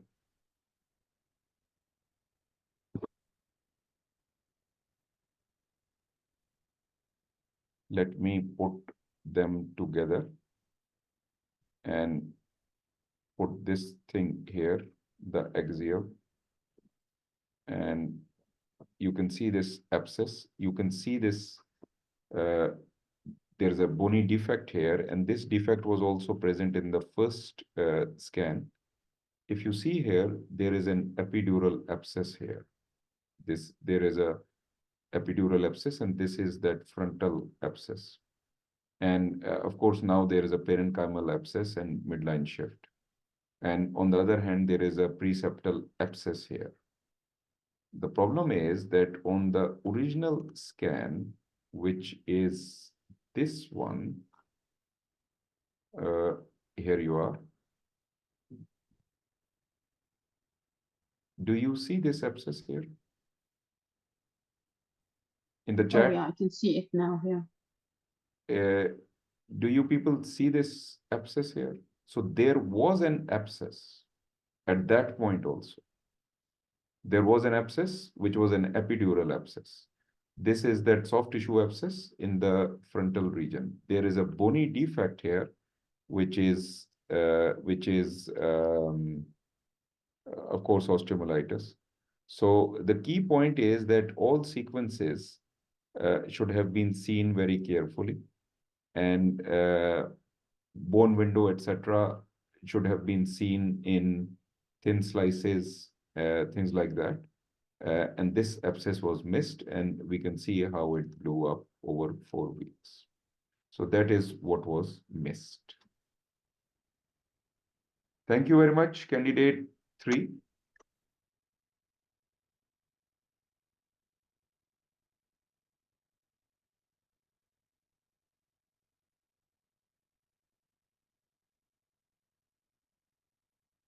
Candidate 4, are you with us? Yes, good evening, sir.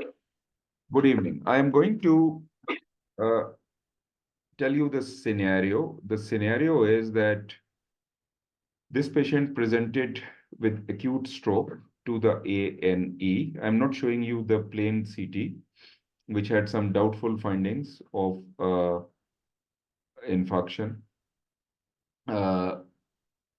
The patient's NIHSS, we call it, the National Institute of Health stroke score was 16.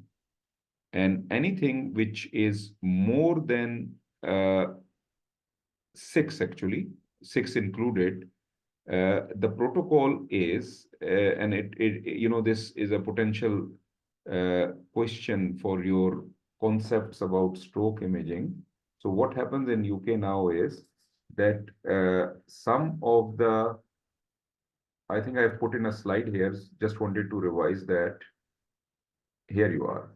So what happens is that when a patient comes with acute stroke, now the clinicians examine the patient, and this chart tells you this is NIH stroke scale. This is the scale, and they fill up everything.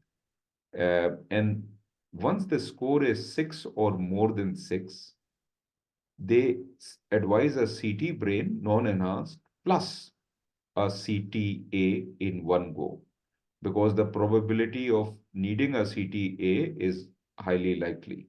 We are particularly interested in main arterial occlusions, let's say MCA occlusion, basilar artery occlusion, and things like that. Once we pick up that occlusion, the patients are sent to stroke centers for intra-arterial thrombectomy. They've got devices, etc., to do that. The time window for this is 6 hours, which is more than IV thrombolysis.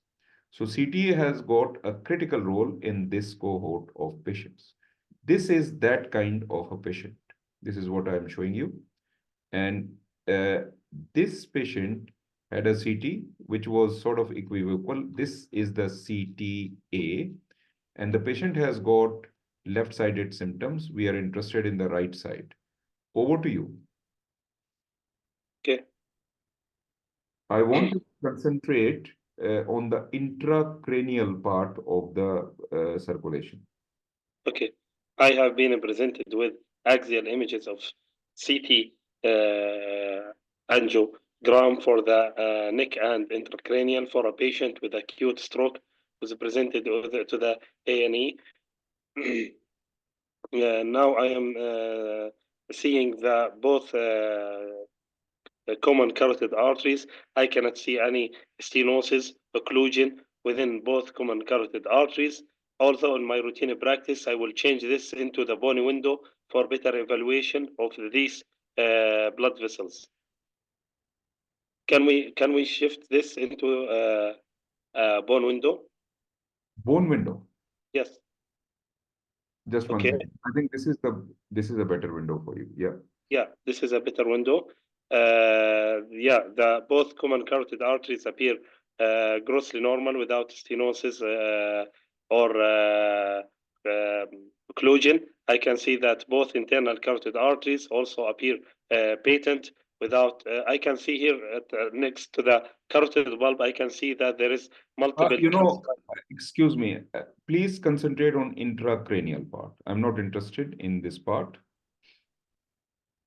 Okay, now I'm moving into the intracranial vessels. I will start by checking both middle cerebral artery. On the right side, I can see that there is a cutoff seen in the. Can you see my mouse? Yeah.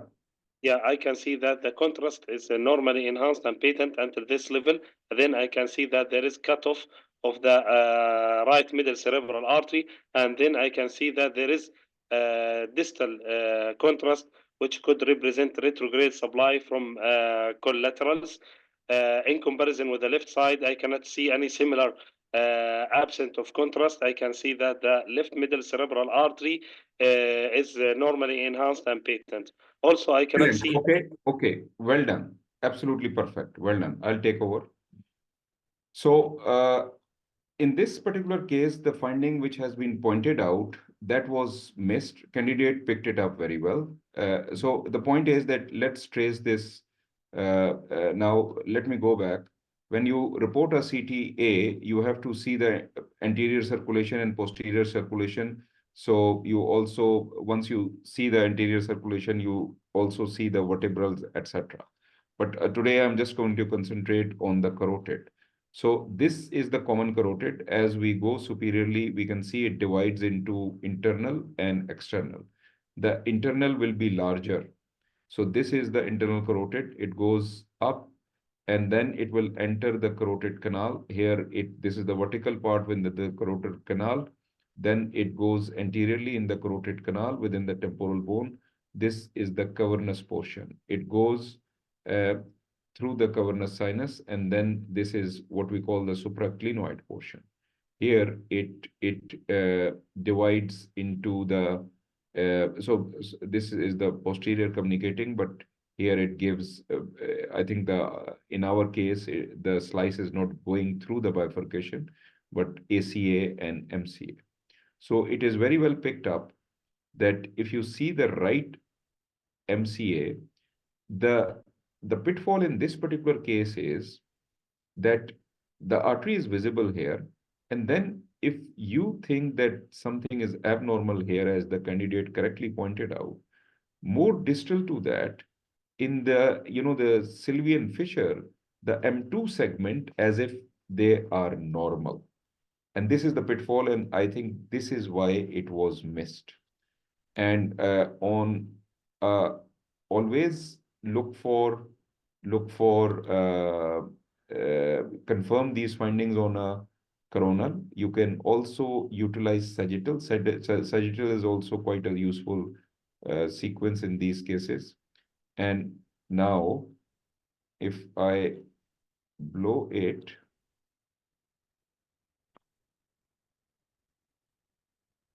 so you can see this is it. This is the right side, and the ACOM, this is it. And you can see this. So what is happening? There is a branch here which dips down and then goes up. And I think that is why it was missed. So well picked up by the candidate. Just as a technique, if in these difficult cases, now this is on the other side. This is on the other side. So it happens that on axial slice, it will go like this. It will dip down and then it will go up. So I think the reporter thought that it has dipped out of the slice, and then it has become normal. Key point is that always look at the coronal also. So that is what created confusion. Another good technique is to uh, confirm the findings on a sagittal. So sagittal at times is your savior, and you have to marry it with a coronal to, and maybe the axial also, to be able to see what you want to see. Uh, and I will show you.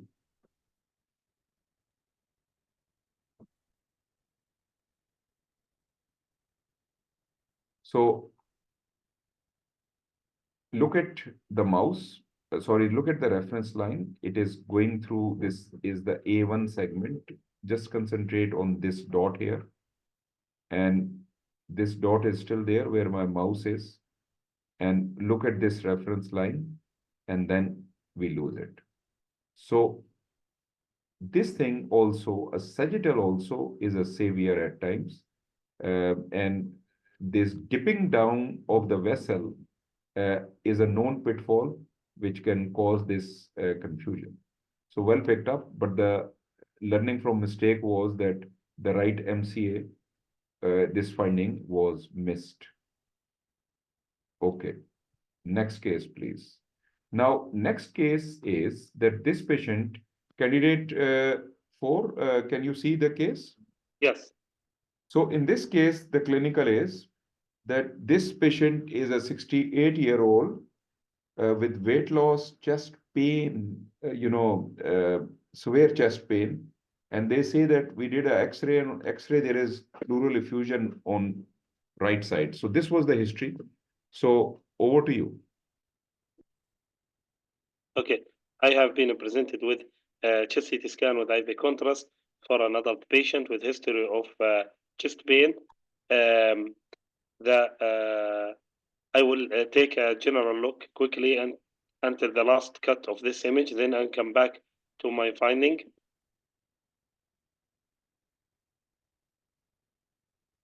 Okay, I can see that there is pleural effusion seen on the right lung.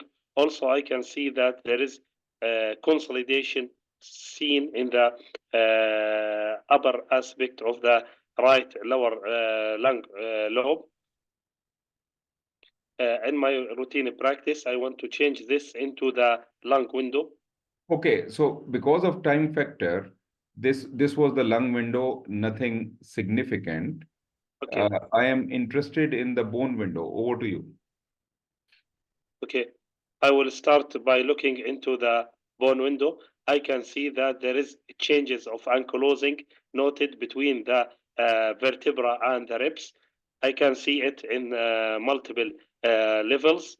I cannot see any bone masses, or maybe this here, there is hypodense lesion noted in the right rib. Otherwise, I want to see the sagittal images for this patient to see if there is any other finding or additional finding.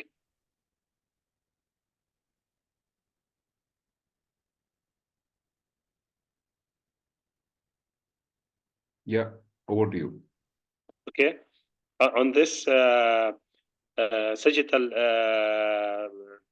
spine CT scan, I can see that there is ankylosing seen between the multiple variable levels of vertebrae, more pronounced at the anterior aspect of the vertebra. This is giving the appearance of the pampo spine. And in my routine practice, I want to see if there is any complication such as fracture. In this level, I can see that there is interruption of the alignment of the spine in many planes. I want to see the posterior plane to see if it is unstable fracture. My principal differential diagnosis, because of the ankylosing between the ribs and the vertebra, ankylosing spondylitis at the top of my list. I will confine my finding to the referral doctor, and I will advise to do spinal whole spine MRI to see if there is any evidence of spinal cord injury. So you are worried about a fracture. Yes. Okay, well done. I'll take over. Now, if you see here, the candidate did brilliantly well on an axial slice. If you see, you remember the normal anatomy that the ribs are attached with the vertebra at the costo-vertebral joint as well as costo-transverse joint. Costo-transverse, the transverse process. You can see that on this, there are, there is ankylosis. So that was very well picked up. Now, in these patients, what happens is that you should always be worried about the fracture. And these fractures will go through the intervertebral disc. Last time, Dr. Ram Chetal, he actually showed same case on a plain X-ray, which I have shown you also in quite a few teachings, in the past. Key point to remember is that when there is a bamboo spine, this is the anterior longitudinal ligament. So if you go right and left, you can look at the facet joints. There are no facet joints. They are all ankylosed. So please remember the fracture, only a trivial trauma, as in trauma, maybe falling down, tripping in the lounge of a home can cause this kind of fracture. This fracture goes through the intervertebral disc. Remember this. And this intervertebral disc is a sort of a bone because of the ankylosis. Now, this fracture is always unstable. And you have to then look at the posterior elements. In this case also, there are fracture line here and fracture here. And these fractures are very serious. And, movement of this patient, things like that can cause cord compression because this is what we call a unstable fracture. So that was well picked up. Thank you, candidate 4. Now, I've got 4 cases to go. It will be rapid fire. If I want to give one case each to all candidates, if the candidates are still with us. First case to candidate 1, then 2, then 3, then 4. We've got about 15 minutes, so rapid fire. Now, candidate 1, are you with us? Yes. Okay. Ready for a case or you're too tired now? No, I'm ready. Excellent, excellent. So in this particular case, now let me give you the sequence I want to show you. Yeah. So let me give you the history. This is a 64-year-old male, initially presented with, we did a CT cap and a lot of lymphadenopathy, ascites, etc. They are worried about lymphoma. And somebody said that we should also do a neck CT. So rule out lymph nodes in the neck. That's the clinical. So lymphoma type patient 64. Over to you. Unfortunately, I can't scroll because I didn't know how to ask. Right. So I will go here. Thank you. So I'm presented with an axial CT scan of the neck for an adult patient who is complaining of bilateral lymphadenopathy on clinical examination. Actually, what I can see is that there are multiple enlarged supraclavicular and bilateral deep cervical lymph nodes. Actually, the largest one is seen at the right supraclavicular area, at the right paratracheal region. Okay, as we go up, I'm still looking at the lymph nodes and at the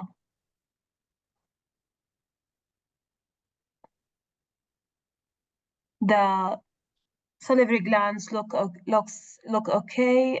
Actually, what is seen of the brain actually shows there's an abnormality seen at the right cerebellopontine angle. Actually, maybe there is a mass there also. It seems an infiltrative mass seen at the right cerebellopontine angle that might be causing bone destructive effects. So actually, this is the bone window. Yeah, there is some bone resorptive changes.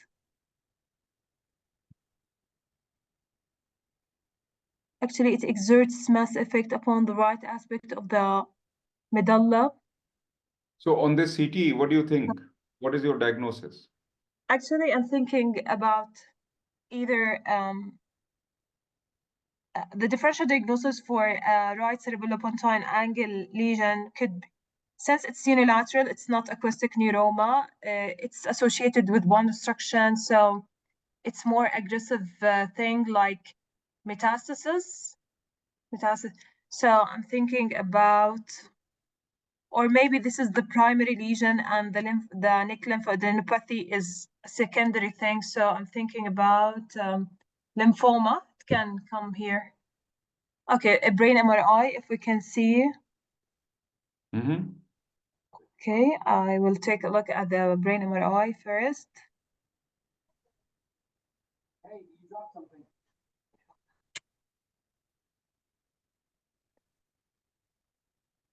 The axial images.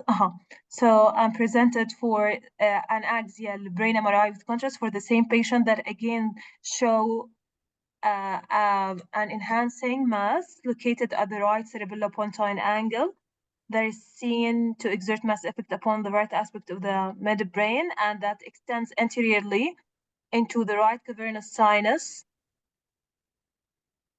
Actually, maybe it's a meningioma that. Okay, thank you. Atypical meningioma. Okay, thank you. So this is a meningioma. What was missed in this case is basically, there were lymph nodes and everything was reported. Satisfaction of search was not applied. And even on this window, this is not an ideal window because this is a sort of a neck type of a window. We can see this enhancement, which the candidate picked up well. Even here, without, the examiner will do a lot of viva on this. Of course, window, there can be a better window also. But the point is that anatomy is the same, which you will see on a MR.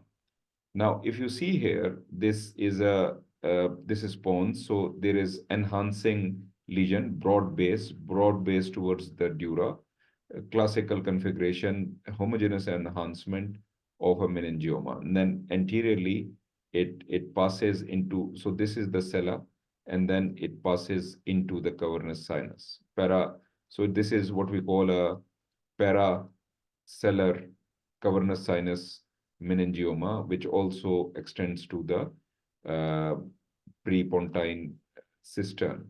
And the take-home point is that this was missed because of satisfaction of search, or per se, these are very important. This territory is favorite of examiners. Sella, paracella, etc. is very, very important. So this particular case becomes a doubly importance. Now, on this flare sequence, for example, I can do a viva where I will ask that if you see here, this is the Meckel's cave. And on this side, the Meckel's cave is no more, it is not visible. So, these kinds of, subtle anatomy questions, they will definitely go into detail of. So this is a case of even on a T2. So many a times in the exam, they have shown the same case starting on T2. So remember that. And once you pick up the findings on T2, so this is a T2. So once you pick up the findings, they will ask you a lot of anatomy on a T2 weighted sequence. Look at the Meckel's cave. This is the Meckel's cave. That Meckel's cave is infiltrated, it's gone. Even here, so this is a case of a meningioma. And so this was the axial, which I showed. Here you are. Same thing, enhancing. Okay, well done. Candidate 2, are you with us? Candidate 2 is still available or not available? I cannot hear candidate 2. Candidate 1, you want to take another case? Yes. So you are taking, so I've got 4 cases, so I'll give you another one and then go to candidate 3. Now, Okay. this is, so this patient, what happened was that this was, let me read the clinical for you. We have to go to the bone window because it's a temporal bone CT scan. In this case, the clinical was that this is 14-year-old male, 10-year-old male, right cochlear deafness, rule out central pathology, rule out aqueduct dysplasia. So for that, they advised a CT of the temporal bone. So look at the temporal bone. Now they are interested in the right side. Well, Maybe maybe if we can adjust the window a little bit, here you are. This is the high looks. resolution bone. Thank you. This one is perfect. Okay, if we can zoom a little bit at the right side. Thank you. That's perfect. So, actually, I'm presented with temporal bone CT scan, axial cuts for a 10-year-old patient who's complaining of right side deafness.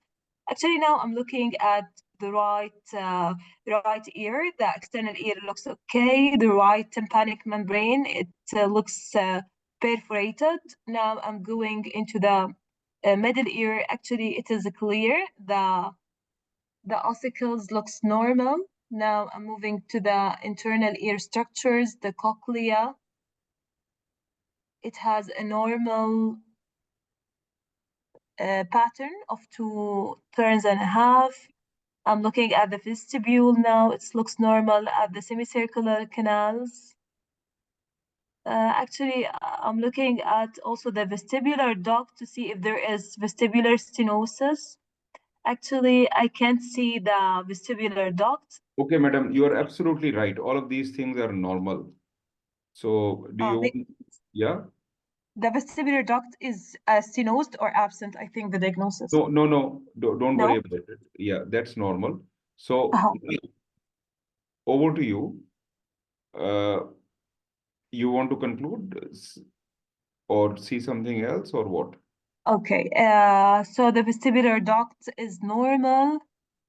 Okay, I want to check the coronal cuts to see the semicircular canals, if there is. So this is the coronal cut, and the semicircular canal is also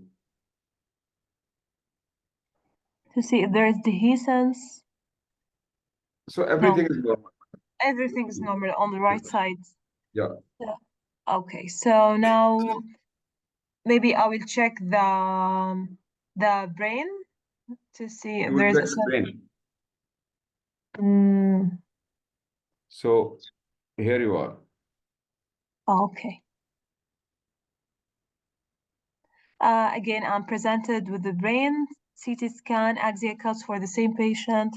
Now looking at, I'm looking the abnormality that caught my eye is the presence of a hypodense mass. Likely, it's an extraaxial. It's an involving the right cerebellar hemisphere and the right middle cerebellar peduncle. That appears an intraaxial one. So conclusion, what is the conclusion on Yes, this? acoustic neuroma. No, right. no. What will you like to do now? Okay, actually, I would look for the. I will advise doing a contrasted study to look for a contralateral one and also to look for meningiomas because the patient might have neurofibromatosis type 2. Basically, you are advising I'm advising doing a contrasted study. Contrast study. Okay, we stop here. Now, the learning point here is, which the candidate did very well. Actually, look at the request. The request was all regarding the internal ear and dysplasias and etc., any congenital thing. But the key thing is that when you see a CT temporal bone, and by the way, I have seen many departments, their radiographers, they don't send the bone window or the soft tissue window. Please remember, a CT temporal bone is done with bone algorithm. So these windows, even if you go to, this is the brain window, by the way. It is so noisy that you are not going to pick up anything. So in these scenarios, the key point which the candidate did very well is that you have to look at the soft tissue window. And please remember, the same scenario is true for CT of the paranasal sinuses, which are sent on PACS with bone algorithm. And to see the soft tissue window, it's a rubbish window. So if you don't do it, you have to do it in your departments and ask your radiographers to send that window also on PACS. Now, once we see it, that is the main finding. There was a mass here. You cannot diagnose what it is on this study. I don't think so. You should advise a CT with contrast. Even if you are worried about acoustic schwannoma or bilateral, it's all MR world. This patient is a 10-year-old. And so this patient was missed. This was missed. Patient went home, still came back, and then they advised an MR. And on MR, you can see on this cis sequence, there is a mass there, which is compressing here, but we have got other sequences. It's not going into the internal auditory canal. And this per se becomes an exam case, by the way. And on this actually was intraparenchymal. It was not exactly, though it looks like that. And the histopathology was that it was a good news. It was a pilocytic astrocytoma, though the appearance is not cystic or anything, but it was intraparenchymal lesion instead of an extraparenchymal. Having said that, that's not the debate. The debate is that it was picked up because we used a protocol where we saw the soft tissue window reporting a CT temporal, and the reporter initially who missed it did not see that soft tissue. So I warn you that the same thing is true for CT paranasal sinuses also. Okay, madam, thank you very much. Candidate 3, are you with us? Yes, sir. Okay, this is your case. So what happened here is, let me, there is a bit of a confusion on what has been saved. Let me try 4, 5.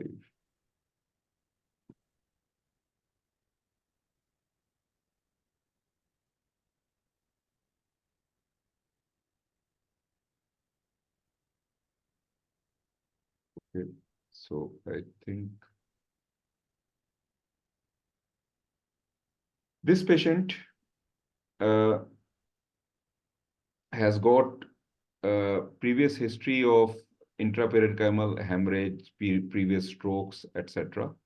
Patient presented with something, and they chronic type of a patient, and they have asked for a CT brain. It came to the A&E, and rule out fresh hemorrhage because the patient has had hemorrhages in the past. Over to you. Okay, so I'm presented with non-contrast CT. I'll just request remote control first.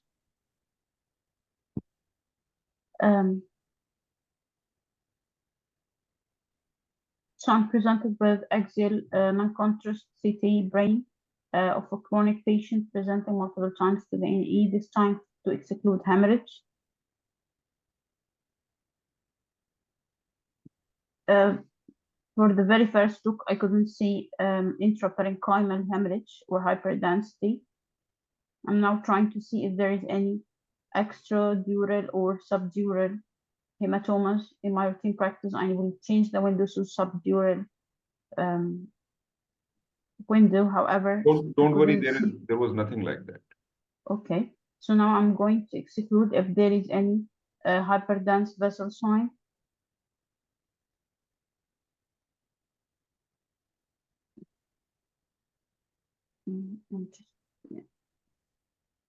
Yeah. What I could see here is at the circles of Willis that there is at the center of it there is a hyperdensity that is circumscribed and enhancing and hyperdense. I'll be concerned if this is an aneurysm Just in one the second. circles of I'll yeah. give you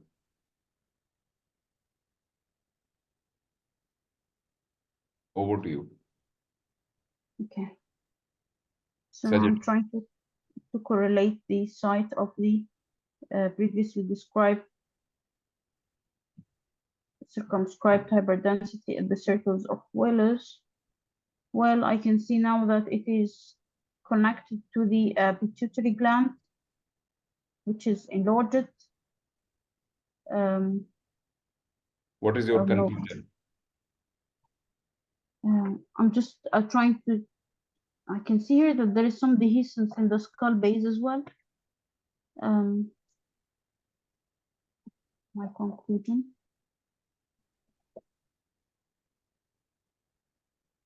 I'll be still again concerned about presence of aneurysm.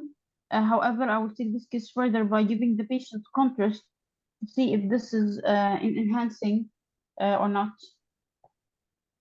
My other differential will be I'm concerned about dehiscent skull base, and I will ask if the patient have had any previous interventions in the pituitary gland or not. Okay, you see, you picked up the finding now, but your differential aneurysm. Now, here to call it an aneurysm, I can accept it, but let me take over the case. Basically, it's a pituitary macroadenoma, and pituitary macroadenomas are extremely important for the exam. This territory is favorite, and the examiners will always check your protocols as well as viewing protocols as well as anatomy. Now, if you see here, we can see that this is the sphenoid sinus. As we are going superiorly, we go into the sella. This is the normal pituitary gland, the cavernous and cavernous. Now we go up superior. Now this is the midbrain. So this is the suprasellar system. This is the interpeduncular system. Something, extra is there. Now just on a CT, one can argue it might be aneurysm. But here on a sagittal sequence, what is happening? Dehiscence of bone, pituitary macroadenomas are known to do that. You will see macroadenomas actually filling up whole of the sphenoid sinus. So dehiscence doesn't mean anything. It means a pituitary macroadenoma. So this is a pituitary macroadenoma and it is displacing the optic chiasma superiorly. Actually, what was in this case, there is another scan which has got a bit of a subtle finding. Now, this is a bit of a star type of a finding if you develop your eyes on this. The scan which I have shown you is 2023. And this scan is 2017 scan I am showing you. This patient presented with intraparenchymal hemorrhage at that point. Now, if you look carefully, this is a good teaching case just to develop your eyes. But of course, it's very harsh to, I'm not saying that you will pick it up, but just to develop your protocols. Look at this. This is the pituitary gland. Now, as we are going up, this is the posterior clinoid process. This is the the artery itself. At this point is something extra there. Something, usually there should be infundibulum there. And infundibulum is not a very thick structure on a CT scan. You don't see infundibulum. Now, here, if you go to a sagittal, this is the sagittal at that point, 6 years ago, you can see some suprasellar soft tissue. Actually, this tumor was visible 6 years ago, and it was very subtle. It's a bit harsh, as I was telling you, but it's a good learning case that ask yourself, this is the pituitary gland. Now, what is this? Because you are just gone superior to the pituitary. Look at this slice where it is this reference. Pituitary is here. Now I am going suprasellar, and you should not see anything. The infundibulum is the only structure which you should see, and that is never so thick. So I think this is a better case. And actually, it was a miss on the case which I showed to the candidate. But now I have shown you a 6 years old case, and I think the miss was even there, a bit subtle. But as I have proven to you, that definitely it was there. And this is the MR, which confirms it. It's a pituitary macroadenoma. And did you see that on the first CT versus the second CT? The bony erosion was less and then it became more. Okay, last case of the day. Candidate 4, are you with us? Yes. Okay. Happy to do a case? Yes, of course.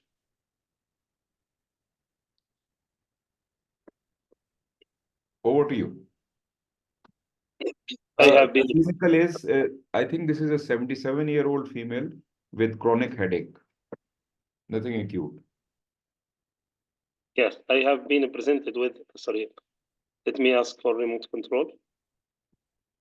Yeah. I have been presented with axial brain MRI images for a female patient, old flare sequence with history of, sorry, not flare, this is T2 for. Is it T2? Is it T2? No, it is proton density, sorry. Excellent, excellent. Yeah, proton density. So I will go quickly through the images, then I'll come back to my finding.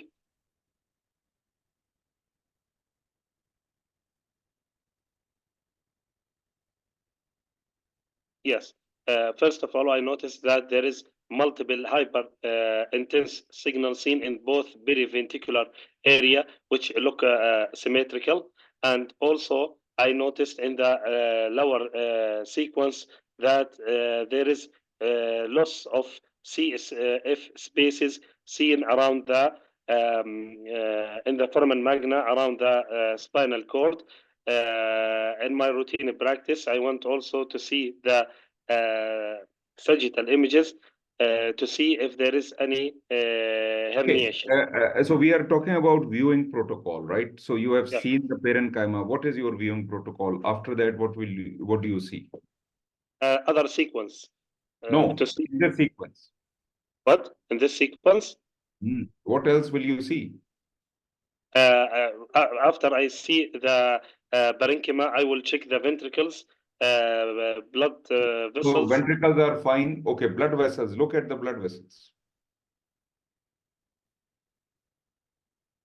Okay, I can see that there is normal signal void within the left middle cerebral artery. I can see that there is filling defect seen in the distal segment of the right middle cerebral artery. Where is that? If you see my mouse, here, Don't worry, that's a dip in the artery. Anything. It goes out of the slice. okay. Hint, you were very near to the pathology. Okay, I will. Go back to the same area. Yeah, here I can see that there is also signal void seen adjacent to the blood vessel. So I'm thinking about the presence of aneurysm. It could be there. So in my routine practice, I will ask for chest CT scan angio with contrast.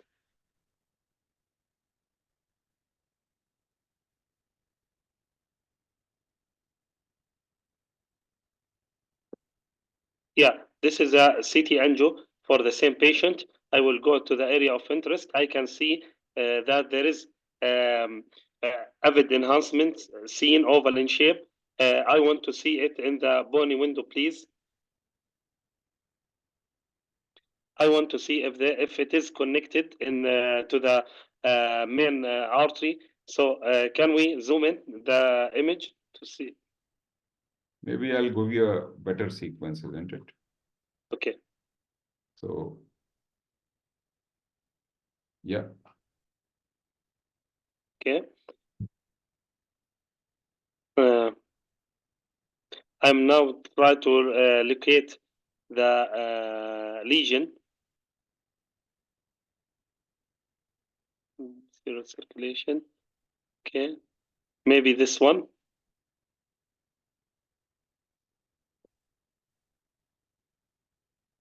So I'm trying to locate the lesion on this sagittal view.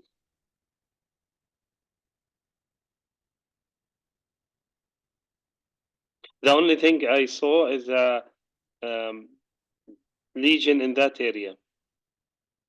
Okay. I can Thank see you. that it is connected to the artery, so it's maybe due to aneurysm. Okay. Thank you. Thank you. I'll take over. Well done. Now, you see here, this case I was showing just for protocol. Actually, it was picked up on this MR, and this MR was reported as normal, by the way. And if you see here, and it came to an MDT, and there we picked up this finding. Proton density image is image where in many of the departments, nobody does a proton density, but the counter argument of a proton density is that proton density actually comes as a free sequence. If you remember your physics, it comes with the T2 weighted sequence. So this is the T2 weighted sequence. In our department, and many departments uh, don't send it on packs for the simple reason that neuroradiologists, they don't like it, they don't utilize it.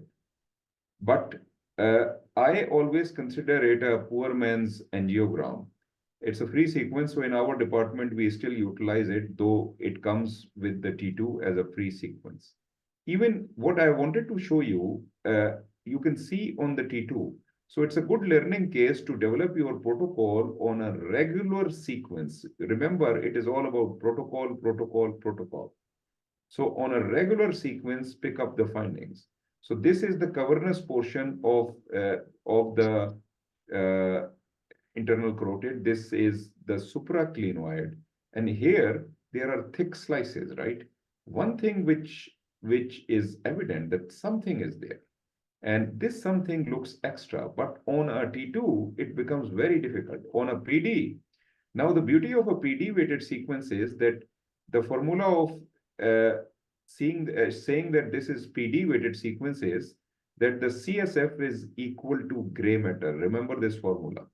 So it will be the CSF is equal to gray matter. So the arteries they become filling defects. Uh, they become filling defects. So other than T2, correction, other than PD, a T2 is also a good sequence, but this is better than T2 to look at the arteries. And in this particular case, one can see that this is the cavernous portion, and this will be the supraclinoid portion. Slices are thick, so you don't know what is what. So that is why angiogram is going to help. When we go to the MR angiogram, this is a good case to learn how to report an angiogram and the fine touch of anatomy in this region. So if you see here, this is the cavernous portion. So this in the neck. This is the vertical portion in the temporal bone, then the carotid canal. This is the cavernous portion. Within the cavernous sinus, it is going anteriorly. So it is going anteriorly. This is the pituitary fossa. Now it will turn on itself. It turns on itself where I am pointing out. It turns, and it is what we call supraclinoid. In this region, you see this thing? Actually, on an axial, you can pick up that it is arising from this portion. If you are an interventional neuroradiologist, they have got, each segment has got a number, and they've got charts there to call it so that everybody speaks the same language. They will say this is X, and there are multiple classifications in vogue, which I've shown you in various sessions in the past. But on this axial, you can understand that it is arising from that. And the main carotid continues. So it has the aneurysm has risen. The supraclinoid portion, this is the first part of the supraclinoid portion. The supraclinoid portion then continues, and it will divide into the MCA, and this is the ACA. So anatomy will be the name of the game if I ask you this in exam. And then you develop your eyes on the coronal sequence. So this is the coronal sequence.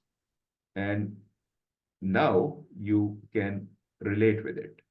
That look at this reference line, and this is the cavernous portion where I am pointing out. Now it has gone superior and relating with this. You remember this thing? And now you understand that this is that aneurysm. This is that aneurysm. It blindly ends, and it's a very chunky aneurysm. If you see, they might like to tray, it might be 7, 6, 7, 8 millimeter. So, and then this is the supraclinoid portion, the ACA and the MCA. So it's a good case, it's an observation case. This is a simple observation case where you have to develop your eyes on that. Okay, thank you very much. So in your comments, please, if you can write down your comments about this format, and your comment if you want to participate in future, in the comment section, or it's a regular feedback form. Just write down and give me your contact, as in your email and your WhatsApp number, that you want to present a case. We will reflect on this, and I will also communicate with you. We will do another session within the next 6 to 8 weeks. And then we will see how much is the interest and how much do you feel that this is a good format to learn. It will not replace the Viva session. When we do it, today what I did was a hybrid type of a thing. So I did describe the cases, or I did select the cases in which there were